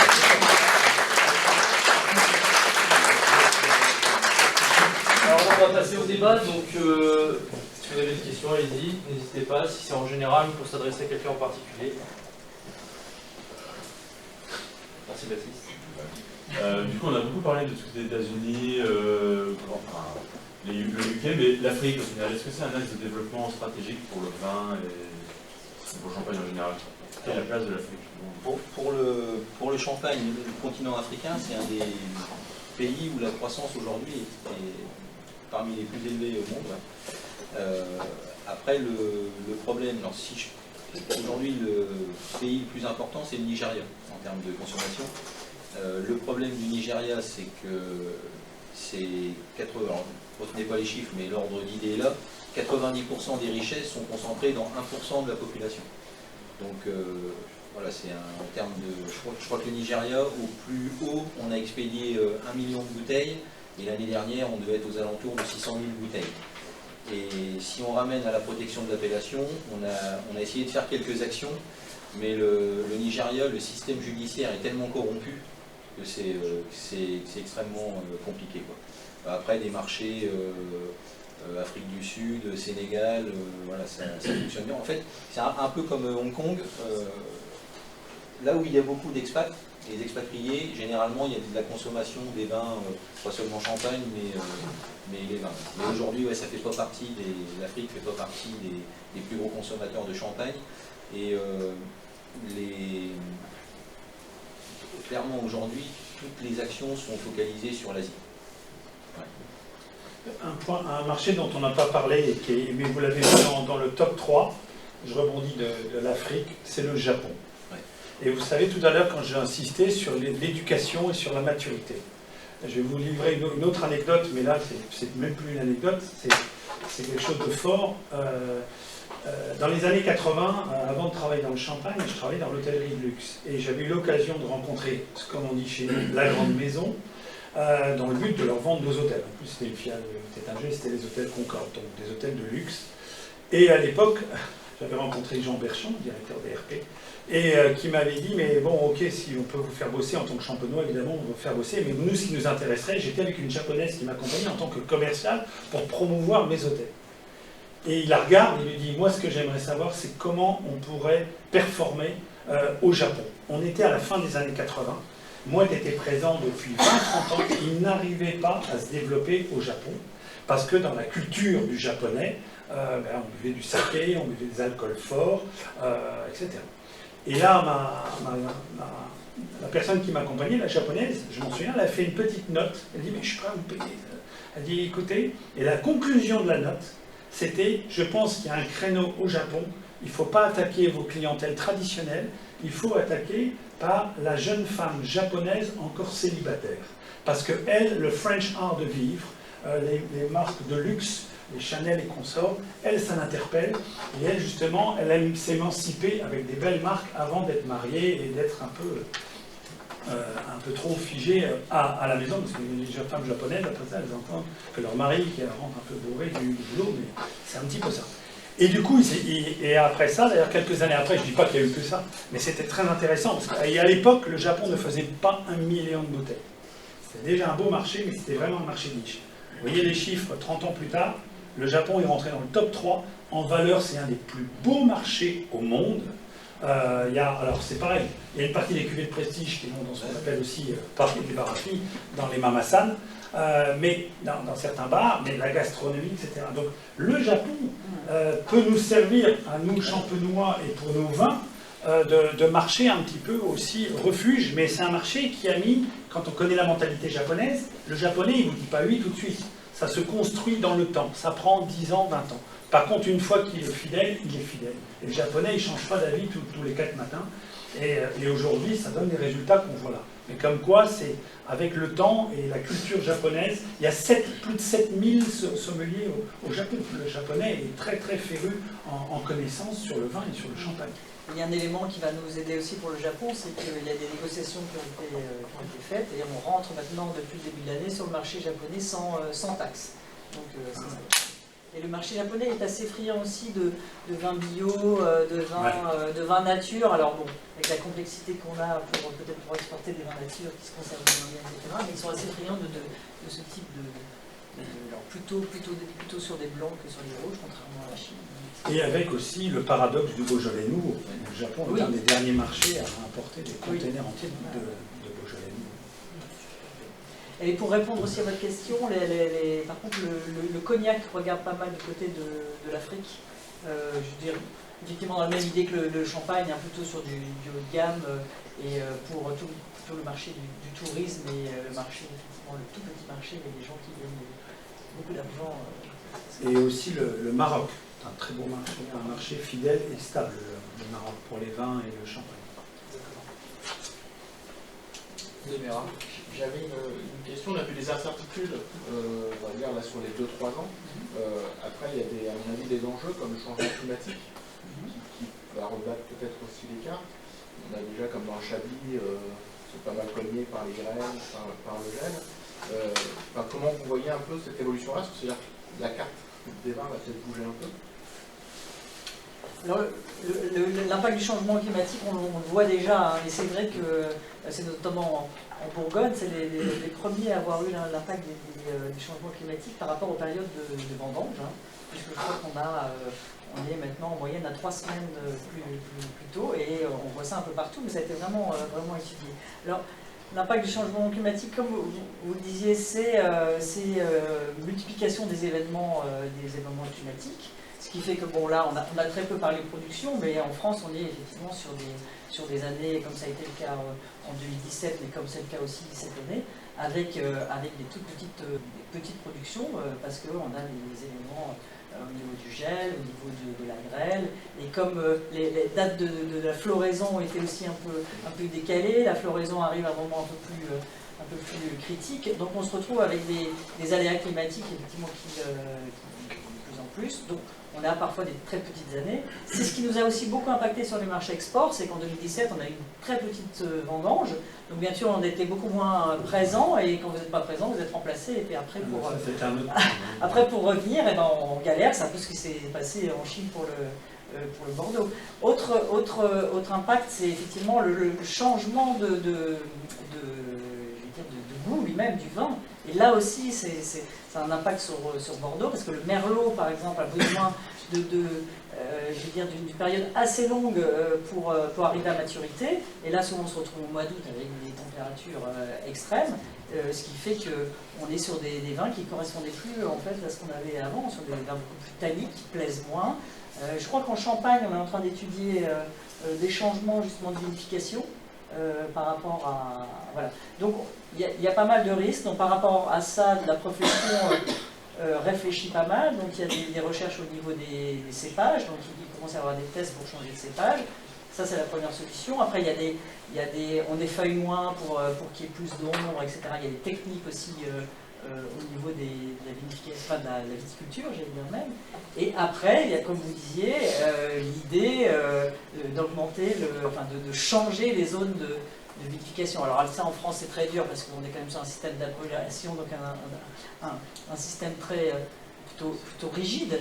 Mais c'est vrai que depuis quelques années, on a le droit maintenant, en fait, il y a un nouveau système qui permet d'augmenter la surface du vignoble de 1% par an, et donc certaines régions qui n'étaient pas productrices peuvent maintenant demander des droits à plantation. Et j'ai vu d'ailleurs dans mes recherches que dans le nord, pas très loin d'ici, il y en a qui ont eu des droits à plantation, donc ils ont le droit de vendre leur vin d'une façon légale, alors qu'avant ça restait assez anecdotique. Et donc il y a des exemples en Bretagne aussi, bon, en Angleterre, hein, effectivement, pour les vins effervescents. On voit en Champagne quand même qu'on a maintenant des années avec des productions énormes. C'est lié aussi, on pense, à des changements climatiques. Donc il y aura un impact, ça c'est certain, et la profession y réfléchit beaucoup et essaie d'y répondre. Mais après, ça va être compliqué. L'INAO d'ailleurs lance un plan pour réfléchir sur toute cette problématique. Nous en Champagne, alors je ne vais pas être politiquement correct, mais le réchauffement climatique, il a plutôt été bénéfique. Alors les guillemets, c'est pour l'instant. On va voir ce que ça va donner. Pour l'instant, mais c'est vrai qu'on utilise beaucoup moins d'engrais, mais de façon extrêmement importante. Quoi que les médias en disent, moins de phyto, on produit plus, on produit mieux, et c'est mûr. Donc ça a plutôt été bénéfique. On est aussi sur des dates de vendange avancées d'au moins 3 semaines. Après, sur les accidents climatiques, quand on fait les moyennes décennales, c'est un peu plus souvent, mais en termes d'impact, c'est pas plus, quoi. Donc finalement, ça reste assez, sauf bien évidemment Bordeaux en 2017 avec un gel dévastateur sur certaines régions, et puis la grêle en Bourgogne, je crois que c'était 2013, mais ça reste quand même assez localisé, et le gel à Chablis... En 2016 aussi. Ouais, 2016. Le 27 avril. Qu'est-ce qu'on peut apporter comme réponse? Il y a des techniques de vinification, bloquer, sans rentrer trop dans la technique, mais bloquer les fermentations malolactiques, etc. On réfléchit beaucoup aux nouveaux cépages. En Champagne, justement, l'Interpro, je vous disais tout à l'heure qu'il y avait une partie technique, donc à planter ce qu'on appelle des cépages résistants. Donc les dégustations ont commencé l'année dernière, on a dégusté sur mou et cette année sur vin effervescent. L'idée, c'est de dire, est-ce que c'est typique Champagne ou pas? Donc la réponse du panel de dégustateurs à 90%, ça a été de dire c'est typique Champagne. En fait, on avait, le cépage s'appelle, enfin, il y en a 4, mais celui qu'on a dégusté, c'est le Voltis. Et on avait soit un chardonnay, un verre de chardonnay et 2 verres de Voltis, ou 2 verres de Voltis et 1 verre de chardonnay. Voilà, il fallait décrire et dire si c'était typique, donc c'est sorti typique. Donc quand je dis c'est des cépages résistants, et ils arrivent à maturité plus tardivement, et pour l'instant ils ne nécessitent pas de traitement phyto. Donc pour le problème des ZNT qu'on va avoir là, le 19 décembre, savoir à quelle sauce on est mangé, ça peut être une des solutions. Il y a aussi, même sur nos cépages actuels, moi sur ma structure, pas sur toutes les parcelles parce que ça prend un temps fou, mais sur une parcelle alors c'est plus facile sur Pinot Noir que sur Chardonnay, mais sur Chardonnay, j'ai commencé à marquer les pieds qui arrivent à maturité plus tardivement.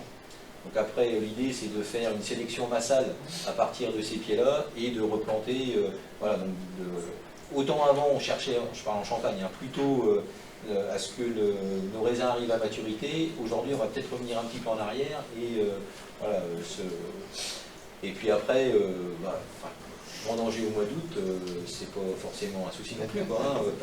Voilà, non, mais il faudra vendanger la nuit, parce que c'est en Champagne, la vendange manuelle est obligatoire, on n'a pas le droit d'utiliser la machine, donc les vendanges de nuit, ça peut être aussi une solution. Voilà, il y a toutes sortes de techniques de tester. Ce que fait aujourd'hui l'Afrique du Sud, par exemple. En Afrique du Sud, et dans le midi, pareil, hein, ils démarrent très très tôt le matin, au lever du jour, et pour les rosés, ça va certainement vite après. Ils le font très très tôt le matin. Et puis, ça c'est pour l'aspect. Alors l'aspect, moi j'avais 2 points justement par rapport à ça, cette question. C'est un, là je m'adresse aux vignerons, est-ce que justement on voit qu'il y a une tendance, justement entre autres pour cet aspect qualitatif, réchauffement climatique, à revenir aux cépages anciens? On sait qu'en Champagne on a 4 autres cépages. Est-ce qu'il y a déjà eu des tests en dehors de l'effet de mode parcellaire, machin, et qu'est-ce que ça donne? Et puis 2, la remarque là est plus quantitative, c'est que là encore, sans faire super champenois, mais quand même un peu, le business model champenois est extraordinaire. Parce que depuis qu'a été mis au début des années 90 la réserve qualitative, on a la possibilité d'amortir, comme on l'a fait au moment du centenaire. On a cette soupape qui nous sert d'amortisseur conjoncturel en bloquant, en ayant des vins bloqués. On a plus d'une demi-kilo. D'accord. Ouais, on a plus d'une demi-récolte en plus en anticipant de vins bloqués. Et donc sur l'aspect quantitatif, on peut réussir à combler les aléas de la nature. C'est leur propre assurance.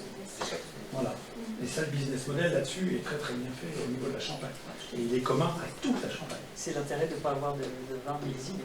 Et aujourd'hui, d'ailleurs, le CIVC a été un petit peu plus souple et un vigneron qui aurait besoin de relibérer des vins peut le faire après agrément du CIVC.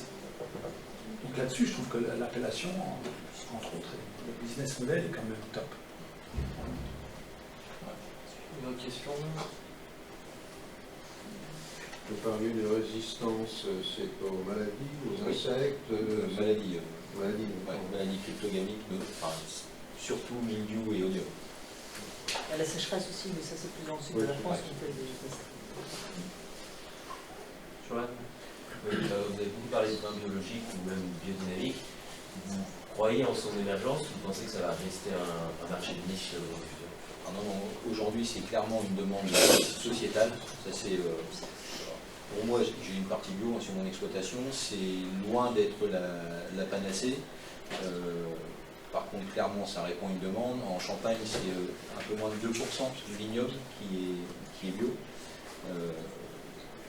Donc c'est ce qui me gêne un peu quand on parle de bio, c'est que pour beaucoup, bio ça veut dire zéro traitement. Alors c'est quand même que l'utilisation de beaucoup de cuivre et de soufre, hein, c'est les deux bases, les deux traitements de base en agriculture bio. On déplace un souci, donc pas possibilité d'utiliser les désherbants, donc c'est forcément ou couverture permanente ou travail du sol. Là où on faisait un désherbage glyphosate ou autre, ça nécessitait un passage d'enjambeur. Si vous travaillez les sols, moi j'en suis, alors je travaille toute mon exploitation, mais je suis minimum, même en année facile, à 5-6 passages par an. Donc on déplace un problème de pollution des eaux par les désherbants, par plus de CO2 dû au passage des enjambeurs, mais ouais, clairement c'est une demande sociétale et on n'y coupera pas et je pense que ça va continuer à évoluer. Je pense qu'on ne peut plus même parler de marché de niche, il faut parler de marché de niche, mais on est à peu près à 12% des surfaces. On regarde dans le sud de la France, dans certains départements, ils sont à 30%. En Corse, ils sont à 40% des surfaces. L'Alsace, c'était précurseur. L'Alsace, c'était précurseur, surtout en biodynamie, parce qu'ils ont alors, effectivement, il y a des zones climatiques en France qui, là où c'est plus facile, c'est plus facile, effectivement, en Corse qu'en Champagne ou qu'à Bordeaux. Sud de la Loire en général. Sud de la Loire en général, c'est beaucoup plus facile, mais donc c'est des régions où ça va très très vite. Donc on est actuellement en surface en reconversion, on a plus de 20% par an. Et on a une augmentation des ventes aussi énorme, et qui maintenant, contrairement à ce qui était avant, commence à être tirée par la grande distribution. Donc la grande distribution, elle, a besoin de grosses quantités, donc ce qui fait qu'il y a des très gros qui commencent à s'y mettre. On parlait de Gérard Bertrand, qu'on parle toujours de lui parce qu'il en faudrait peut-être d'autres, mais j'ai dit à Gérard Bertrand, il a maintenant plus de 500 hectares en bio et il négocie... Pour un rugbyman, c'est pas mal. Oui, pour un rugbyman, c'est pas mal. Mais, et puis il y a cette, là, je crois que c'est en marketing on appelle ça l'imprégnation, c'est-à-dire que plus on est en contact avec le vin bio, plus le consommateur a envie de vin bio, parce qu'il y a quelques années, le vin bio c'était vraiment c'était un mauvais vin, quoi. Alors que maintenant on est passé à l'inverse. Et la seule catégorie de vin qui augmente en GMS actuellement, c'est le vin bio. Alors, je pense qu'il y a un tas d'autres labels aussi qui émergent, notamment la HVE, la certification HVE donc niveau 3, qui permettra d'avoir le label, donc qui va peut-être un peu atténuer, parce que ça, c'est bien sûr que ça n'a rien à voir, c'est une certification d'exploitation, c'est quand même beaucoup plus facile, il y a quand même beaucoup plus de vignerons qui sont déjà dans les normes, mais ça demande beaucoup moins de difficultés. Donc il y en a peut-être qui hésitent et qui vont plutôt s'orienter là. Mais bon, de toute façon, que pour l'instant, il n'y a que le bio qui permet, en termes même financiers, de se démarquer. Et c'est vrai que c'est... il y a un plafond, alors ce plafond sera peut-être à 20 ou 30%, je ne sais pas, mais il y a un plafond, mais ça va se développer, c'est sûr. Attention, il y a 4 strates. Donc il y a au niveau HVE, vous avez des vins bio, la biodynamie, avec certification Demeter. Et après, vous avez aussi les vins nature. Et là, les vins nature, attention danger, parce que là, c'est pas toujours bien maîtrisé, avec des refermentations en bouteille, des choses... Il y a aussi les sans pesticides qui commencent à arriver, c'est-à-dire qu'ils s'engagent pas sur la technique de vivification et de viticulture, mais sur le fait qu'il n'y ait pas de pesticides dans les produits. Et sensibilité aussi en termes de température. Même les vins en biodynamie, vous ne les laissez pas dans votre coffre en plein soleil pendant 2 heures. Après, il ne faut pas partir avec l'idée qu'un vin bio est forcément bon. C'est comme partout, c'est un moyen de production et il y a des excellents producteurs de vin bio comme des excellents producteurs de vin conventionnel. Et puis à côté, vous avez des producteurs moins performants sur la qualité du produit au final. Comme on disait tout à l'heure, effectivement, ce que ne sait pas forcément le consommateur, c'est que le vin bio est traité, et beaucoup traité, voire plus traité qu'un vin conventionnel, et qu'on n'est pas à l'abri aussi, je veux dire, de problématiques et de scandales aussi sur les vins bio, qu'on commence à le voir apparaître avec les caissonnements sur le cuir, etc. Une anecdote, ou bien les anecdotes. Justement, du vécu il y a un mois. J'ai un de mes très très bons producteurs en Bourgogne, le domaine René Bouvier, il ne faut pas le citer, à Gevrey-Chambertin. Et il m'a dit, tiens, lui en fait il est HVE et bio, mais il ne le déclare pas, il ne l'officialise pas parce qu'il ne veut pas être enquiquiné avec le cahier des charges. Et si un jour, comme une année comme 2016, il a besoin de faire un traitement, il dit comme ça, je fais mon traitement et on ne quiquine pas. Mais là, il était tellement, on lui demandait tellement des vins bio, des vins sans soufre, et patati patata. Il a fait une cuvée de pinot noir, un de ses marsanais, il l'a appelé premier essai, et il l'a mis vin sans soufre. Et je me suis amusé, je lui ai dit, bah, tiens, je vais le faire déguster dans mes dégustations que j'organise régulièrement pour promouvoir mes vins. Je l'ai mis à l'aveugle. J'avais mis les blancs, Après ça, c'était que Bourgogne. Après ça, on attaquait les rouges. J'ai dit, tiens, avant de démarrer, je vous fais goûter un vin, vous allez me dire ce que vous en pensez. Des gens qui étaient déjà un public, pas forcément super pro, mais on va dire amateur confirmé. Je leur ai mis à l'aveugle. Marsanais, Pinot Noir, Bourgogne, Pinot Noir. Sans soufre, il n'y en a pas un qui a reconnu à l'aveugle que c'était du Pinot Noir. Ouais. Et du coup, après, ils m'ont dit, oh, il est bizarre, c'est pas mauvais, mais c'est étonnant. Puis il y en a quand même un qui m'a dit, oh, c'est peut-être du Pinot Noir, mais il était même plus sûr. Alors que les gars, ils savent quand même reconnaître du Ouais, Pinot Noir. mais il y a des consommateurs qui recherchent. Et du coup, ça j'ai aussi, vendu quoi. ce soir-là 0 bouteille. Ah oui, parce que c'était pas la bonne cible peut-être. Non, mais parce qu'il y a des que consommateurs ce qui sont, recherchent ça ils sont aussi. sensibles au bio, mais ils ne vont pas prendre du bio pour prendre du bio. Ah oui. Ils prennent, eux, ils jugent que ce que vous venez de dire, M. Champy, ils prennent du bio si le vin est bon. Après, sans Bon bio, soufre, ils prennent. sans soufre, C'est ça pas veut du pas bon dire bio. du vin bio. Enfin, là, c'était du sans C'est soufre. encore autre chose. Encore autre chose. Ouais.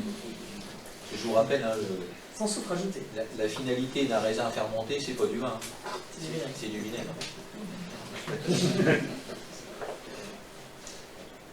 Une question. Moi j'en aurais une dernière, c'est est-ce qu'il y a un débouché à l'export sur ces vins bio et ces vins biodynamiques? Ouais, Ah bah oui, oui. C'est ce que je disais tout à l'heure. notamment Il faut savoir que les en Scandinavie, notamment. vins bio, donc les vins bio français, sont vendus à l'export à plus de 40%. Donc ils sont dans la catégorie bio. Et le marché d'export est plus important que pour les... Donc ils surperforment à l'exportation. Donc c'est vrai qu'il y a un marché. En Suède, c'est un monopole d'État, donc il y a des appels d'offres. Et aujourd'hui, la majorité c'est le système Bolaguette, et la majorité des appels d'offres, c'est vin HVE ou vin bio, pas trop biodynamie, mais beaucoup bio. Et aux États-Unis, c'est le marché des vins organiques, et c'est énorme aujourd'hui. Écoutez, il y a une question. Après, la théorie, la pratique, c'est ça? Non mais écoutez, merci à tous, merci d'être venus, je pense qu'on peut applaudir très chaleureusement.